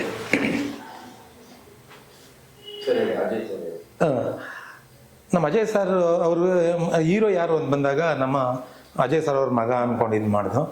ಅವರಿಗೆ ನಾವು ಲವ್ ಸಬ್ಜೆಕ್ಟ್ ಮಾಡಿದ್ರೆ ಬಿಗಿನಿಂಗ್ಗೆ ಲವ್ ಮಾಮೂಲಿ ಕಾಮನ್ ಆಗ್ಬಿಡ್ತದೆ, ಬಟ್ ಅವರು 6.3 ಇದ್ದಾರೆ. ಅವ್ರಿಗೆ ಶೂಟಬಲ್ ಆಗುವಂಥ ಒಂದು ಕತೆ ಮಾಡಬೇಕು ಅಂತಂದಾಗ ಅವ್ರೇನು ಮಾಡಿದ್ರು, ಒಬ್ಬ ಅವ್ರ ಹತ್ರ ನಾನು ಕೆಲಸ ಕಲಿಬೇಕು, ನಿಮ್ಮ ಜೊತೆ ಕೆಲಸ ಮಾಡಬೇಕು ಅಂದ್ಬಿಟ್ಟಿನೇ ಶರತ್ ಅಂತ ಒಬ್ಬನ್ನ ಕರ್ಕೊಂಡ್ಬರ್ತಾರೆ. ಅವ್ರು ಈಗಿನ ಯೂತ್ಗೆ ಏನು ಬೇಕು ಈಗಿನ ಟ್ರೆಂಡ್ಗೆ. ಬಟ್ ಇವಾಗಂದರೆ ಇದು ಏನಾದರೂ ಒಂದು ಹೊಸದನ್ನು ಕೊಡಬೇಕು ಅಂತಂದಾಗ ನಾವು ಹೊಂದಿದ್ದೆ ಈ ಗನ್ಸ್ ಅಂಡ್ ರೋಸ್ ಸಬ್ಜೆಕ್ಟು. ಇದು ಫುಲ್ ಇಂಟರ್ನ್ಯಾಷನಲ್ ಲೆವೆಲ್. ಅಂದರೆ ನಮ್ಮ ಭಾರತದ ಪ್ರತಿ ಒಂದು ಸ್ಟೇಟಲ್ಲಿ ಇವತ್ತು ಅದು ನಡೀತಾ ಇದೆ, ಪ್ರತಿ ದಿವಸ ನಾವು ಪೇಪರಲ್ಲಿ ನೋಡ್ತಾ ಇದ್ದೀವಿ. ಅದರಿಂದ ಈ ಒಂದು ಎಲ್ಲರಿಗೂ ಒಂಥರ ಮೆಸೇಜು ಇದೆ. ಬಟ್ ಇದನ್ನ ಹೆಂಗೆ ಕಂಟ್ರೋಲ್ ಮಾಡೋದು? ಇವಾಗ ಪ್ರತಿ ಒಂದು ಸ್ಟೇಟಲ್ಲೂ ಇದು ಕಂಟ್ರೋಲ್ ಮಾಡೋದಕ್ಕೆ ಪ್ರತಿಯೊಂದು ಪೊಲೀಸ್ ಡಿಪಾರ್ಟ್ಮೆಂಟು ಟ್ರೈ ಮಾಡ್ತಾನೆ ಇದ್ದಾರೆ, ಬಟ್ ಕಂಟ್ರೋಲ್ ಮಾಡೋಕೆ ಆಗ್ತಾ ಇಲ್ಲ. ಬಟ್ ಇದೆಲ್ಲ ಅಂಡರ್ ವರ್ಲ್ಡ್ ಬ್ಯಾಕ್ ಡ್ರಾಪ್ ಅಲ್ಲಿ ಲವ್ ಸಬ್ಜೆಕ್ಟ್. ಅಂದರೆ ಅಂಡರ್ ವರ್ಲ್ಡ್ ಬ್ಯಾಕ್ ಡ್ರಾಪಲ್ಲಿ ಲವ್ ಸಬ್ಜೆಕ್ಟ್ ಇರುತ್ತೆ. ಅದು ಮೊದಲೇನು ಹೇಳಬೇಕು ಅಂದರೆ ಎಲ್ಲರೂ ಕನೆಕ್ಟ್ ಆಗುತ್ತಲ್ಲ. ಅಂದರೆ ಹುಡುಗರಿಗೆ ಇವಾಗ ಒಬ್ಬ ಹುಡುಗ ಇವಾಗ ನೀವು ನೋಡಿರ್ಬೇಕು, ಒಂದು ಡಿಗ್ರಿ ಮಾಡಿರ್ತಾರೆ, ಮಾಸ್ಟರ್ ಡಿಗ್ರಿ ಮಾಡಿರ್ತಾರೆ, ಅವ್ರೇನು ಆಸೆ ಆಕಾಂಕ್ಷೆ ಬೇರೆ ಬೇರೆ ಇರುತ್ತೆ. ಅವರು ಏನೋ ಮಾಡೋಕೆ ಹೋಗಿ ಏನೋ ಮಾಡಿಬಿಡ್ತಾರೆ. ಆಮೇಲೆ ಒಂದು ಯಾವುದೋ ಒಂದು ಜಾಗದಲ್ಲಿ ಸಿಗಾಕ್ಕೊಳ್ತಾರೆ. ಅಲ್ಲಿ ಸಿಗಾಕೊಂಡ್ಮೇಲೆ ಅವರು ಹೊರಗಡೆ ಹೆಂಗೆ ಯಾಕೆ ಬರೋಕ್ಕಾಗಲ್ಲ, ಅಲ್ಲಿ ಸಿಗಾಕೊಂಡ್ಮೇಲೆ ಏನಾಗುತ್ತೆ, ಅದು ಯಾಕೆ ಅದು ಮಾಡಬಾರ್ದು. ನಾವು ಏನೇ ಮಾಡಬೇಕು ಅಂದಾಗ ಯಾವುದೋ ಒಂದು ಕೆಲಸ ಮಾಡಬೇಕು ಅಂದರೆ ನಾವು ಕೇರ್ಫುಲ್ಲಾಗಿ ಮಾಡಬೇಕು. ನಾವು ಯಾರು ಸ್ಟಡಿ ಬುದ್ಧಿವಂತರಾಗಿರ್ಬೋದು, ಹಳ್ಳಿಯಿಂದ ಬರಲಿ, ಇದು ಎಜುಕೇಷನ್ ಮಾಡಿರಲಿ, ನಾವೇನೋ ಒಂದು ಕೆಲಸ ಮಾಡಬೇಕು ಅಂದಾಗ ಇದು ಸರಿ ತಪ್ಪಂತ ಡಿಸೈಡ್ ಮಾಡಬೇಕು. ಇಲ್ಲಾಂದರೆ ನಮ್ಮ ಜೀವನನೇ ಏನೋ ಒಂದು ಅದು ಮಾಡದೇ ಇರೋ ತಪ್ಪಿಗೇನು ಅದು ಅನಕ್ಷವಾಗಿ ಗೊತ್ತಾಗೋದಿಲ್ಲ ಅವರಿಗೆ, ನಮ್ಮ ಇದು ಸರಿ ತಪ್ಪು ಅಂತ. ಅಲ್ಲಿ ಹೋಗಿ ಒಳ್ಳೆ ಎಂಟ್ರಿ ಆದಮೇಲೆ ಗೊತ್ತಾಗುತ್ತೆ, ಓ ನಾನು ಮಾಡ್ತಾ ಇರೋದು ತಪ್ಪು ಅಂತ. ಬಟ್ ಆದರೆ ಅಷ್ಟರಲ್ಲಿ ಅವ್ರನ್ನ ಹೊರಗಡೆ ಬರೋಕ್ಕೆ ಸಾಧ್ಯ ಇಲ್ಲ. ಅಲ್ಲಿ ಸಿಲ್ಕೊಂಡ ಮೇಲೆ ಹೆಂಗೆ ಅವರು ಆಚೆ ಬರ್ತಾರೆ, ಬರೋಕ್ಕಾಗುತ್ತಾ ಇಲ್ವಾ ಅನ್ನೋದು ಸಬ್ಜೆಕ್ಟ್. ಸೊ ಒಂದು ಕೇಳಿದ ಪರ್ಸನಲ್ ಕ್ವಶನ್ ಏನಪ್ಪಾ ಅಂತಂದ್ರೆ, ಒಂದು 70 ಇಂದ 80 ಸಿನಿಮಾ ಅಸೋಸಿಯೇಟ್ ಆಗಿ ಅಸಿಸ್ಟೆಂಟ್ ಡೈರೆಕ್ಟರ್ ಒಂದಷ್ಟು ಸಿನಿಮಾಗಳು ಮಾಡಿದ್ರು, ಅಸೋಸಿಯೇಟ್ ಆಗೋಷ್ಟು ಸಿನಿಮಾಗಳು ಮಾಡಿದ್ರು, ಕೋ ಡೈರೆಕ್ಟರ್ ಮಾಡಿದ್ರು, ಡೈರೆಕ್ಷನ್ ಆಗಿ ಇಷ್ಟು ವರ್ಷ ಮಾಡಲಿಲ್ಲ ಅಂತ. ಹೇಗೆ ಅಂದರೆ ನೋಡಿ ನಾವು ಬಂದು ನಡ್ಕೊಂಬಂದು ಅದೇ ಅಂದರೆ ಒಬ್ಬ ಡೈರೆಕ್ಟರ್ ಆಗಬೇಕು ಅಂತಂದರೆ ಅವನು ಪೂರ್ಣ ಪ್ರಮಾಣವಾಗಿ ಎಲ್ಲ ಹಂತದಲ್ಲಿ ಕೆಲಸ ಮಾಡಿರಬೇಕು, ತಿಳ್ಕೊಂಡಿರ್ಬೇಕು. ಇವಾಗ ನಿಮ್ಗೆ ಗೊತ್ತಿದೆಯಲ್ಲ, ಇವಾಗ ಇತ್ತೀಚಿನ ದಿನಗಳಲ್ಲಿ ಒಂದು 10 ವರ್ಷದ ಹಿಂದೆ ಒಂದು ಸಿನಿಮಾ ಮಾಡ್ತಾರೆ, 2 ಸಿನಿಮಾ ಮಾಡ್ತಾರೆ, ಆ ಡೈರೆಕ್ಟರ್ ಅಂತಾರೆ. ಅವ್ರಿಗೆ ಏನು ಗೊತ್ತಿರಲ್ಲ. ಏನಂದಾಗ ಇವಾಗ ನೋಡಿ, ಅವ್ರಿಗೆ ಏನು ಗೊತ್ತಿರಲ್ಲ. ಒಬ್ಬ ಪ್ರೊಡ್ಯೂಸರು ಬರ್ತಾರೆ, ಏನೋ ಒಂದು ಬಡ್ಜೆಟ್ ಹೇಳ್ತಾರೆ. ಇವಾಗ ಆ ಬಡ್ಜೆಟ್ ಹತ್ತರಷ್ಟು ಮಾಡಿಬಿಟ್ಟಿರ್ತಾರೆ. ಅವ್ರ ಪ್ರೊಡ್ಯೂಸರ್ಗೂ ಗೊತ್ತಿರಲ್ಲ, ಇವ್ರಿಗೂ ಗೊತ್ತಿರಲ್ಲ. ಅದರಲ್ಲಿ ಅದೇನಂದರೆ 1,000 ಖರ್ಚಾದಲ್ಲಿ 10,000 ಮಾಡಿಸ್ತಾರೆ. ಆವಾಗ ಏನಾಗುತ್ತೆ, ಪ್ರೊಡ್ಯೂಸರ್ ಲಾಭ ಆಗುತ್ತಾ? ಇಲ್ಲ. ಇವಾಗ ವರ್ಷಕ್ಕೆ 230 ಸಿನಿಮಾ ಬರ್ತಾ ಇದೆ, ನೀವು ನೋಡ್ತಾ ಇದ್ದೀರಾ. ಅವಾಗ 230 ಸಿನಿಮಾದಲ್ಲಿ ಎಲ್ಲರೂ ಹೊಸಬರು ಅಂತಾರೆ. ಎಷ್ಟು ಜನ ಅವರು ಎಕ್ಸ್ಪೀರಿಯನ್ಸ್ ಆಗಿ ಬಂದಿರ್ತಾರೆ ನೀವೇ ನೋಡಿ. ಅದಕ್ಕೋಸ್ಕರ ನಮ್ಗೆ ಏನಂತಂದರೆ ಪರಿಪೂರ್ಣ ಕೆಲಸ ಮಾಡಬೇಕು. ಅದಾದಮೇಲೆ ಒಬ್ಬ ಯಾರೋ ಪ್ರೊಡ್ಯೂಸರ್ ಸಿಗ್ತಾರೆ, ನಮಗೆ ಸುಮ್ಮನೆ ಪ್ರೊಡ್ಯೂಸರ್ನ ಕನ್ವ್ಯೂ ಮಾಡಿ ಸಿನಿಮಾ ಮಾಡೋದಲ್ಲ. ಆ ಸಿನಿಮಾ ಮಾಡಿದ್ಮೇಲೆ ನಾವು ಜನಕ್ಕೆ ತಲುಪಬೇಕು. ಆಮೇಲೆ ಪ್ರೊಡ್ಯೂಸರ್ಗೂ ನಾನು ಉಳ್ಕೋಬೇಕು. ಪ್ರೊಡ್ಯೂಸರ್ ಒಂದು ಸಿನಿಮಾ ಉಳ್ಕೊಂಡ್ರೆ ಇನ್ನು 10 ಸಿನಿಮಾ ಮಾಡ್ತಾರೆ. ಅದ್ಬಿಟ್ಟು ನಾವು ಒಂದೇ ಸಿನಿಮಾದಲ್ಲಿ ಒಬ್ಬ ಪ್ರೊಡ್ಯೂಸರ್ನ ಏನಮ್ಮ ಅವ್ರಿಗೆ ಏನೋ ಕನ್ವ್ಯೂ ಮಾಡಿಬಿಟ್ಟು ಒಂದು ಸಿನಿಮಾ ಮಾಡಿ ಆ ಸಿನಿಮಾ ಹೋಯ್ತು ಅಂದರೆ ಮತ್ತೆ ಇನ್ನು ಅವರು ಇದುವರೆಗೂ ನೋಡಿ ಒಬ್ಬರು ಮತ್ತೆ ಒಂದು ಸಿನಿಮಾ ಮಾಡಿ ಇನ್ನೊಂದು ಸಿನಿಮಾ ಬರೋಕ್ಕೆ ಕಷ್ಟ ಆಗ್ತಾ ಇದೆ. ಅದರಿಂದ ನಾವು ಲೇಟ್ ಆದರೂ ಪರವಾಗಿಲ್ಲ, ನಾನು ಒಳ್ಳೆ ಪ್ರೊಡ್ಯೂಸರ್ಗೆ ಅಂದರೆ ಈಗಿನ ಅಸಿಸ್ಟೆಂಟ್ ಡೈರೆಕ್ಟರ್ ಒಂದು ಸಿನಿಮಾ ಮಾಡಿರ್ತಾರೆ, 2 ಸಿನಿಮಾ ಮಾಡ್ತಾರೆ, ಹೇಳಿದಾಗ ಸಡನ್ ಆಗಿ ಡೈರೆಕ್ಟರ್ ಆಗಬೇಕಂತ ಕ್ಯಾಪ್ ತಗೊಂತಾರೆ, ಯೂನಿಟ್ ಮೇಂಟೈನ್ ಮಾಡಕ್ ಬರಲ್ಲ, ಸೆಟ್ ಮೇಂಟೈನ್ ಮಾಡಕ್. ಹೌದು. ಅಂತ ಒಂದು ಕಿವಿ ಮಾತು ಹೇಳಿದ್ರೆ ಏನ್ ಹೇಳ್ತಾರೆ ನೋಡಿ. ಸುಮ್ಮನೆ ಒಂದೇ ಒಂದು ಎಕ್ಸಾಂಪಲ್ ಕೊಡಬೇಕು ಅಂದರೆ ನೋಡಿ, ಪ್ರೊಡ್ಯೂಸರ್ ಆಗಿರ್ಬೋದು, ಡೈರೆಕ್ಟರ್ ಆಗಿರ್ಬೋದು, ಬೇರೆ ಒಂದು 2 ವೀಲರ್ ನಾವು ಓಡಿಸ್ಬೇಕು ಅಂದರೆ ಅದು ಲೈಸೆನ್ಸ್ ತಗೋಬೇಕು. ಅಂದರೆ ಅದನ್ನು ಪ್ರತಿಯೊಂದು ಅದೆಲ್ಲ ತಿಳ್ಕೊಂಡು ಅವನಂದಾಗ ಒಂದು ಲೈಸೆನ್ಸ್ ಕೊಡ್ತಾರೆ. ಹೌದಪ್ಪ, ರೈಟು ಲೆಫ್ಟು ಸಿಗ್ನಲ್ಲು ಎಲ್ಲ ಅಂತ. ಆದರೆ ಸಿನಿಮಾದಲ್ಲಿ ಏನು ಬೇಕಾಗಿಲ್ಲ. ಅಂದರೆ ಅವ್ರಿಗೆ ರೈಟ್ ಲೆಫ್ಟೇ ಗೊತ್ತಿರಲ್ಲ. ಅಂದರೆ ರೈಟ್ ಲೆಫ್ಟ್ ಅಂತಂದರೆ ಒಂದು ಸಿನಿಮಾಗೆ ಒಂದು ಬೇಸಿಕ್ ಗೊತ್ತಿರಬೇಕಲ್ಲ. ಸಿನಿಮಾದಲ್ಲಿ ಏನೇನು ಅಂಥ ಕೆಲಸಗಳಿದೆ, ನಾವೊಂದು ಸ್ಕ್ರಿಪ್ಟಿಂದ ಹಿಡಿದು ಆಫ್ಟರ್ ರಿಲೀಸ್ವರೆಗೂ ಯಾರಿಗೂ ಗೊತ್ತಿರೋದಿಲ್ಲ. ಅಂದರೆ ಮಾಡ್ತಾ ಕಲಿತಾ ಹೋಗ್ತಾರೆ. ನಮ್ದೇನಂದರೆ ನಾವು ಕಲಿತಾ ಹೋಗಲ್ಲ, ಕಲ್ತ್ಬಿಟ್ಟು ಮಾಡಬೇಕು ಅಂತ ನಾವು ಬಂದದ್ದು. ಅದಕ್ಕೋಸ್ಕರ ಯಾರೇ ಮುಂದೆ ಬರೋರು ಪ್ರತಿಯೊಂದು ಯಾವುದೇ ಕೆಲಸ ಆಗಲಿ, ನಾನು ಯಾರೋ ಪ್ರೊಡ್ಯೂಸರ್ ಸಿಕ್ಬಿಟ್ರು ನಾನು ಮಾಡ್ತೀನಿ ಅಂದ್ಬಿಟ್ಟು ಅಲ್ಲಿ ಕಲಿಯೋಕ್ಕೆ ಹೋಗ್ಬಿಟ್ಟು ಟೈಮ್ ವೇಸ್ಟ್ ಮಾಡಿ ದುಡ್ಡು ವೇಸ್ಟ್ ಮಾಡೋದಕ್ಕಿಂತ ನೀವು ಯಾರು ಬರಬಾರ್ದು ಅಂತಲ್ಲ, ಹೊಸಬ್ರು ಬರಲೇಬೇಕು. ಆದರೆ ನೀವು ಸ್ವಲ್ಪ ಕೆಲಸ ತಿಳ್ಕೊಂಡು ಗೊತ್ತಾ, ಪ್ರೊಡ್ಯೂಸರ್ಗೆ ಉಳಿಸಿದ್ರೆ ನಾವು ಇನ್ನೂ ಹೆಚ್ಚಿನ ಸಿನಿಮಾ ಮಾಡ್ಬೋದು. ಒಂದೇ ಸಿನಿಮಾಗೆ ಪ್ರೊಡ್ಯೂಸರ್ನ ಮನೆಗೆ ಕಳಿಸೋದು ಬೇಡ. ಅದಕ್ಕೆ ದಯವಿಟ್ಟು ಎಲ್ಲರೂ ಸ್ವಲ್ಪ ಕೆಲಸ ತಿಳ್ಕೊಂಡು ಅನುಭವ ಪಡ್ಕೊಂಡು ಬಂದರೆ ಒಳ್ಳೆಯದು ಅಂತ ನನ್ನ ಒಂದು ಸಲಹೆ. ಸರ್, ನೆಕ್ಸ್ಟ್ ಇವಾಗ ಈ ಮೂವಿ ಕತೆ ಕೇಳಿದ ಕತೆ ಬಂದು ಹೇಳ್ತಾರೆ ಹುಡುಗರು, ಅಂದ್ರೆ ಬೇರೆ ಜನರೇಷನ್ ಹುಡುಗರು ಬಂದು ಹೇಳಿದಾಗ ನೀವು ಹೇಗೆ ತಗೊಂಡ್ರೆ ಕತೆ, ನಾವು ಅಷ್ಟು ಕೇಳಿದಾಗ ಹೇಗೆ ಅನಿಸ್ತು, ಯಾವ ಥರ ಎಕ್ಸಿಕ್ಯೂಟ್ ಮಾಡಿದ್ರು ಸರ್? ಅಲ್ಲ, ಕತೆ ಅಂದರೆ ನಮಗೆ ಇಷ್ಟು ವರ್ಷ ನಮ್ಮ ಜರ್ನಿನಲ್ಲಿ ಆ್ಯಕ್ಷನ್ನು, ಲವ್ ಎಲ್ಲ ಮಾಡಿದ್ದೀವಿ. ಈ ಕತೆ ಬಂದಾಗ ಓಕೆ, ಈ ಕತೆ ಎಲ್ಲರಿಗೂ ಇದು ಅನ್ವಯಿಸುತ್ತೆ. ಈ ಕತೆ ಮಾಡಿದಾಗ ನಾವು ಎಲ್ಲರೂ ತಲುಪ್ಬೋದು. ಆಮೇಲೆ ಇದು ಎಲ್ಲರೂ ಅಂದರೆ ನಮ್ಮ ಬರೀ ಕರ್ನಾಟಕ ಅಂತಲ್ಲ, ನಾವು ಆಲ್ ಇಂಡಿಯಾ ಲೆವೆಲಲ್ಲಿ ಪ್ರತಿಯೊಂದು ಸ್ಟೇಟಲ್ಲಿ ಇದು ನಡೀತಾ ಇರೋ ಘಟನೆ. ಅದಕ್ಕೋಸ್ಕರ ಇದು ಮಾಡಿದ್ರೆ ನಾವು ಜನಗಳಿಗೆ ನಾವು ಇದೊಂದು ಮೆಸೇಜ್ ತಲುಪಿಸ್ಬೋದು, ಎಲ್ಲರಿಗೂ ರೀಚ್ ಮಾಡಿಸ್ಬೋದು ಅಂತ ನಾವು ಒಪ್ಕೊಂಡಿದ್ದೆ. ಒಂದು ಅಂದರೆ ನಾವು ಏನೋ ಇದನ್ನ ಮಾಡಿ ಹೇಳ್ತಾ ಇಲ್ಲ, ಬಟ್ ಒಂದೇನಂದ್ರೆ ಫಸ್ಟ್ನೇ ಸಿನಿಮಾ ನಿಮ್ದು ಕೂಡ ಹೀರೋದ್ ಫಸ್ಟ್ನೇ ಸಿನಿಮಾ, ಹೊಸ ಫೇಸು, ಸಡನ್ ಆಗಿ ಪ್ಯಾನ್ ಇಂಡಿಯಾ ಮೂವಿ ತಗೊಳ್ಳೋದಂದ್ರೆ ಅದು ನಾಟ್ ಈಸಿ ಕೆಲಸ ಅಲ್ಲ. ಪ್ರೊಡ್ಯೂಸರ್ ಒಪ್ಸೋದಾಗಿರ್ಲಿಲ್ಲ, ಪ್ರೊಡ್ಯೂಸರ್ ಹತ್ರ ಕನ್ವೆ ಮಾಡೋದು, ಆ ಸ್ಕೇಲ್ ತಗೊಂಡು ಹೋಗ್ಬೇಕು, ಮತ್ತೆ ಮೇಕಿಂಗ್ ಆಗಿದೆ, ಮತ್ತೆ ಪ್ರಮೋಷನ್ ವೈಸ್ ಎಲ್ಲ ಕಷ್ಟ ಇದೆ. ಅದೆಲ್ಲ ಹೇಗಾಯ್ತು ಈ ಪ್ಯಾನ್ ಇಂಡಿಯಾ ಮಾಡ್ಬೇಕಂತ? ಫಸ್ಟ್ ನಾವು ಬಿಗಿನಿಂಗು ಕತೆ ಕೇಳಿದ್ಮೇಲೆ ಇದು ಪ್ಯಾನ್ ಇಂಡಿಯಾ ಕತೆನೇ, ಬಟ್ ನಾವು ಮಾಡುವಾಗ ಫಸ್ಟ್ ಪ್ಯಾನ್ ಇಂಡಿಯಾ ಅನ್ಕೊಂಡಿಲ್ಲ, ನಾವು ಶೂಟಿಂಗ್ ಸ್ಟಾರ್ಟ್ ಮಾಡ್ದೋ ಎಲ್ಲ ಮಾಡ್ದೋ. ಆಮೇಲೆ ಬರ್ತಾ ಬರ್ತಾ ನಾವು ಯಾವಾಗ ಡಬಲ್ ಪಾಸಿಟಿವ್ ನೋಡ್ದೋ ಆವಾಗ ನಮಗೆ ನೋಡಿದ ಮೇಲೆ ಇದು ಯಾಕೆ ಪ್ಯಾನ್ ಇಂಡಿಯಾ ಮಾಡಬಾರ್ದು ಅನ್ನಿಸ್ತು. ಇದು ಪ್ಯಾನ್ ಇಂಡಿಯಾ ಮಾಡಿ ಇದಕ್ಕೆ ಎಲ್ಲರೂ ಇದು ರೀಚ್ ಆಗುವಂಥ ಸಬ್ಜೆಕ್ಟು. ಅದಾದಾಗ ನಮ್ಮ ಅಜಯ್ ಸಾರು ನಾವು ಮಾತಾಡಿದ ಮೇಲೆ ಪ್ರೊಡ್ಯೂಸರ್ಗೆ ನಾವು ಈ ರೀತಿ ಹೇಳಿದ್ವಿ, ಸರ್ ಈ ಥರ ಇದೆ, ಈ ಥರ ಮಾಡಿದ್ರೆ ನಮ್ಗೆ ಪ್ಲಸ್ ಆಗುತ್ತೆ, ಬಟ್ ಇದು ಎಲ್ಲರಿಗೂ ರೀಚ್ ಮಾಡಿಸ್ಬೋದು ಅಂತಂದಾಗ ಓಕೆ ನೀವು ನಿಮ್ಮ ಎಕ್ಸ್ಪೀರಿಯನ್ಸಲ್ಲಿ ನೋಡಿ ನೀವು ಇಷ್ಟು ಸಿನಿಮಾ ಮಾಡಿದ್ದೀರಾ, ಅವರು 40 ಕಥೆಗಳ ಮೇಲೆ ಮಾಡಿದ್ದಾರೆ, ಆಗಿದ್ದಾಗ ಇದು ನೀವೇನು ಹೇಳಿ ನೀವು ಓಕೆ ಅಂತಂದರೆ ನಾವು ಮಾಡ್ಬೋದು ಅಂತಂದರು. ಅವರು ಧೈರ್ಯ ಕೊಟ್ಟರು. ಯಾಕಂದರೆ ಪ್ರೊಡ್ಯೂಸರು ಧೈರ್ಯ ಅವರಿಗೆ ಮಾಡ್ತೀವಿ ಅಂತ ಬರಬೇಕು. ಇವಾಗ ಅಲ್ಲಪ್ಪ ಆಮೇಲೆ ಮಾಡೋಣ ಅಂತಲ್ಲ. ನಮ್ಮ ಪ್ರೊಡ್ಯೂಸರ್ ಯಾವಾಗ ಹೇಳಿದ್ರು ನಿಜವಾಗ್ಲೂ ಅವ್ರಿಗೆ ಹೇಳ್ಬೇಕಾದ್ರೆ 2 ಸಾವಿರ ಇಡಬೇಕು, ನೀವು ಮಾಡಿ ಅಂತಂದ್ರು. ಇದುವರೆಗೂ ಯಾವುದೇ ಪ್ರೊಡ್ಯೂಸರ್ ಒಂದು ಲ್ಯಾಂಗ್ವೇಜ್ ಮಾಡೋದೇ ಕಷ್ಟ ಅಂತಂದ್ರೆ 5 ಲ್ಯಾಂಗ್ವೇಜ್ ನಾವು ಡಬ್ಬಿಂಗ್ ಮಾಡಿಸಿ ಎಲ್ಲ ಕಡೆ ಹೆಂಗೆ ಅಂದರೆ ಸೆನ್ಸಾರ್ನಲ್ಲಿ ಎಲ್ಲ ನೋಡಿದ್ರೆಲ್ಲರೂ ನೀವು ಹೇಗೆ ಮುಂಚೆನೇ ಪ್ಲಾನ್ ಮಾಡಿದ್ರ ಅಂದರು. ಇದು ನಾವು ಪ್ಲಾನ್ ಮಾಡಿಲ್ಲ, ಡಬಲ್ ಪಾಸಿಟಿವ್ ನೋಡಿದ್ಮೇಲೆ ನಮಗೆ ಇದು ಪ್ಯಾನ್ ಇಂಡಿಯಾ ಮಾಡಬೇಕು ಅನ್ನಿಸ್ತು. ಅದಕ್ಕೋಸ್ಕರ ಪ್ರೊಡ್ಯೂಸರ್ ಅಂದರೆ ನಮ್ಮ ಮೇಯ್ನ್ ಪ್ರೊಡ್ಯೂಸರ್ ಅವರ ಒಂದು ಬೆಂಬಲ ಇತ್ತು. ಅದಕ್ಕೋಸ್ಕರ ನಾವು ಇದು ಮಾಡೋಕ್ಕೆ ಸಾಧ್ಯ ಆಯಿತು. ಸರ್ ಇವಾಗ ಕ್ಯಾಸ್ಟಿಂಗ್ ಅಂತ ಬಂದ್ರೆ ಅಜಯ್ ಸಿಂಹ ಸರ್ ಮಗನ ಕ್ಯಾಸ್ಟಿಂಗ್ ಮಾಡಿದ್ದೀರಾ, ಪರ್ಟಿಕ್ಯುಲರ್ ಅವ್ರಿಗೆ ಅಂದ್ರೆ ಮಾಡಿಸ್ಬೇಕತ್ತೇನ ಅಥವಾ ಆಮೇಲೆ ಅವ್ರು ಸೂಟ್ ಆಗ್ತಾರೆ ಅಂತ? ಅಲ್ಲ, ನಾವು ಫಸ್ಟ್ ಕತೆ ಮಾಡಿದ್ದು. ಕತೆ ಮಾಡಿದ ಮೇಲೆ ಅದೇ ನಾವು ಒಂದು ಲವ್ ಸಬ್ಜೆಕ್ಟ್ ಹೇಳಿದ್ನಲ್ಲ, ಅದಕ್ಕೆ ಅಂತ ನಾವು ಅನ್ಕೊಂಡಿದ್ದು. ಅದಕ್ಕೆ ಯಾರು ಹೀರೋ ಅಂತಂದಾಗ ನಾವು ಅಜಯ್ ಸರ್ ಮಗನೇ ಅರ್ಜುನ್ನೇ ನಾವು ಹೀರೋ ಅಂದ್ಕೊಂಡಿದ್ದು. ಬಟ್ ಅವರಿಗೆ ಈ ಕತೆ ಅವ್ರಿಗೆ ಹೇಳಿಸಿ ಮಾಡ್ದಂಗಿತ್ತು. ಯಾಕಂದರೆ ಅವರ ಹೈಟು ಮತ್ತು ಅವ್ರ ಫಿಸಿಕ್ಕು ಅವರ ಇದು ಎಲ್ಲ ಇವರಿಗೆ ಇದು ಶೂಟೇಬಲ್ ಆಗುವಂಥದ್ಮೇಲೆ ಪ್ರೊಡ್ಯೂಸರು ಅವರು ಆ್ಯಕ್ಚುಲಿ ಪ್ರೊಡ್ಯೂಸರ್ ಅವರು ಹೀರೋ ನೋಡಿರಲಿಲ್ಲ. ಸಾಂಗ್ ರೆಕಾರ್ಡಿಂಗ್ನಲ್ಲಿ ಅವರು ಹೀರೋ ನೋಡಿದ್ದು. ಅವ್ರು ನೋಡ್ಬಿಟ್ಟು ಹೈಟು ಗಿಟು ನೋಡ್ಬಿಟ್ಟು ನಮ್ಮ ಸೆಲೆಕ್ಷನ್ ತುಂಬ ಚೆನ್ನಾಗಿದೆ, ನಾವು ಮಾಡೋಣ ಅಂತಂದರು. ಅದರಿಂದ ನಮಗೆ ಕತೆಗೆ ಅಂದರೆ ಕತೆಗೋಸ್ಕರ ನಾವು ಬಂದಂಗಿತ್ತು ಅವರು. ಒಂದು ಯೂನಿಕ್ನೆಸ್ ಈ ಸಿನಿಮಾದ ಬೇರೆ ಸಿನಿಮಾಕ್ಕೆ ಒಂದು ವಿಭಿನ್ನವಾಗಿದೆ ಅಂದರೆ ಏನು ಹೇಳಕ್ಕೆ ಇಷ್ಟಪಡ್ತೀವಿ? ವಿಭಿನ್ನ ಅಂತಂದರೆ ನೋಡಿ, ಇದು ಎಲ್ಲರೂ ವಿಭಿನ್ನ ಅಂತಂದರೆ ಇದು ಒಂದು 100 ವರ್ಲ್ಡ್ ಬೇಸು ಲವ್ ಸಬ್ಜೆಕ್ಟು, ಜೊತೆಗೆ ಇದೊಂದು ಮಾರಲ್ ಇದೆ. ಇದು ಪ್ರತಿಯೊಬ್ಬರಿಗೂ ಕನೆಕ್ಟ್ ಆಗುತ್ತೆ. ಇದು ನೋಡಿ ಒಂದ್ಸರಿ ನೋಡಲೇಬೇಕು ಸಿನಿಮಾ. ನೋಡಿದಾಗ ಹೌದು ನಾವು ನಮ್ಗೆ ಗೊತ್ತಿಲ್ಲದೇನೂ ತಪ್ಪು ಮಾಡಿದಾಗ ನಾವು ಹೆಂಗೆ ಸಿಗಾಕೊಳ್ತೀವಿ, ಅದರಿಂದ ಆಚೆ ಬರೋಕ್ಕಾಗಲ್ಲ. ಆದ್ದರಿಂದ ಅದಕ್ಕೋಸ್ಕರ ನಾವು ಏನೇ ಒಂದು ಹೆಜ್ಜೆ ಇಡಬೇಕಾದ್ರೆ ನಾವು ಅದನ್ನು ನೋಡಿಕೊಂಡು ಹೆಜ್ಜೆ ಇಟ್ಟರೆ ನಮ್ಮ ಜೀವನ ಚೆನ್ನಾಗಿರುತ್ತೆ. ನಾವು ಗೊತ್ತಿಲ್ಲದೇ ಅದಕ್ಕೆ ನಾವು ಧುಮುಕಿದಾಗ ಎಷ್ಟು ಪ್ರಾಬ್ಲಮ್ಸ್ ಸಿಗಾಕೊಳ್ತೀವಿ ಅನ್ನೋದೇ ಮೇಯ್ನು. ಒಂದು ಜನವರಿ 3 ರಿಲೀಸ್ ಆಗ್ತಾರೆ ಫೈನಲಿ ಹೇಳ್ಬೇಕಂದ್ರೆ.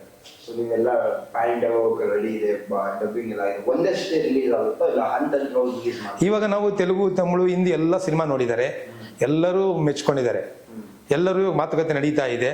ಇವಾಗ ಅವರು ನಮ್ಮ ಕನ್ನಡ ರಿಲೀಸ್ ಅವರು ಕೆಲವರು ಮಲಯಾಳಂ ಮತ್ತು ತಮಿಳವರು 70 ಡೇಸ್ ಬರೋಕ್ಕೆ ರೆಡಿ ಇದ್ದಾರೆ. ಇವಾಗ ಇಲ್ಲ ಅಂತ ನೋಡ್ಬೇಕು, ಅವರು ಮೋಸ್ಟ್ಲಿ ಇಂದು 2-3 ಡೇಸಲ್ಲಿ ಒಂದು ಫೈನಲೈಸ್ ಆಗುತ್ತೆ. ಇವಾಗ 70 ಡೇಸ್ ಬರ್ತಾರಾ, ಇಲ್ಲಾಂದ್ರೆ ನಮ್ಮಲ್ಲಿ ಕನ್ನಡ ರಿಲೀಸ್ ಆದಮೇಲೆ 1 ವೀಕ್ ಬಿಟ್ಟು ಬರ್ತಾರಾ ನೋಡಬೇಕು. ಅಲ್ಲಿ ಅವರು ಸೆಟಪ್ ಮಾಡಿಕೊಂಡು ನಾವು ಫಸ್ಟ್ ಕನ್ನಡ ಮಾಡ್ತೀವಿ, ಅದಾದ ಮೇಲೆ ನಾವು ತೆಲುಗು, ತಮಿಳು. ಎಷ್ಟು ಹೊಸ ವರ್ಷ ಅದು ಹಿಂದಗಡೆ 2 ದೊಡ್ಡ ಸಿನಿಮಾಗಳೆಲ್ಲ ಇದಾವೆ. ಹೊಸ ವರ್ಷಕ್ಕೂ ರಿಲೀಸ್ ಆಗೋಕ್ಕೆ ಎಲ್ಲ ಪ್ಲಾನ್ಗಳು ಇದಾವೆ, ಇನ್ನೊಂದು 2 ಸಿನಿಮಾಗಳೆಲ್ಲ. ಸೊ ಆ ನಡುವೆ ಇಲ್ಲಿ ಎಷ್ಟು ಥಿಯೇಟರ್ ಹೋಗ್ಬೇಕಂತಿಲ್ಲ, ಯಾವ ಆಡಿಯನ್ಸ್ಗೆ ಟೆಸ್ಟ್ ಮಾಡ್ಬೇಕಂತಿದೆ? ಇದು ನಮ್ಗೇನಂತಂದ್ರೆ ನಮ್ಮ ಈ ಸಿನಿಮಾ ರಿಲೀಸ್ ಮಾಡ್ತಾ ಇರೋದು ಗೋಕುಲ್ ಫಿಲ್ಮ್ಸ್ ಅಂತ. ಅವರು ಕಡಿಮೆ ಅಂದ್ರೆ 250 ಸಿನಿಮಾ ರಿಲೀಸ್ ಮಾಡಿದ್ದಾರೆ. ದೊಡ್ಡ ಡಿಸ್ಟ್ರಿಬ್ಯೂಟ್ರು. ಇವಾಗ ಪುಷ್ಪ ಅವರೇ ರಿಲೀಸ್ ಮಾಡಿರೋದು ಒಂದು ದೊಡ್ಡ ಮಟ್ಟದಲ್ಲಿ ಹಿಟ್ ಆಗ್ತಾ ಇದೆ. ಅಂಥವ್ರು ನಮ್ಮ ಸಿನಿಮಾ ನೋಡಿ ನಾವು ಮಾಡ್ತೀವಿ ಅಂತ ಅವ್ರ ಮುಂದೆ ಬಂದಿದ್ದಾರೆ ಅಂದ್ರೆ ಅವರು ಅಂದ್ರೆ 250 ಸಿನಿಮಾ ಮಾಡಿರೋ ಎಕ್ಸ್ಪೀರಿಯನ್ಸ್ ಇದೆಯಲ್ಲ, ಅವರು ನಾವು ಒಂದು ಒಳ್ಳೆ ಥಿಯೇಟರ್ಗಳಲ್ಲಿ ಎಲ್ಲರಿಗೂ ಪ್ರಮೋಷನ್ ಇದು ಮಾಡಿ ಒಂದು ದೊಡ್ಡ ಮಟ್ಟದಲ್ಲಿ ರಿಲೀಸ್ ಮಾಡಬೇಕು ಅಂತಿದ್ದಾರೆ.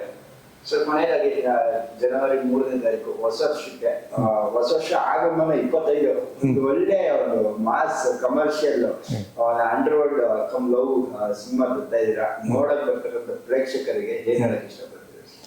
ನಾವು ಎಲ್ಲರೂ ಥಿಯೇಟ್ರಿಗೆ ಬಂದು ಹೊಸ ವರ್ಷದಲ್ಲಿ ಒಂದು ಹೊಸ ಥಾಟ್ ಇದೆ. ಪಿಕ್ಚರ್ ಎಲ್ಲ ಥಿಯೇಟ್ರಿಗೆ ಬಂದು ನೋಡಿ.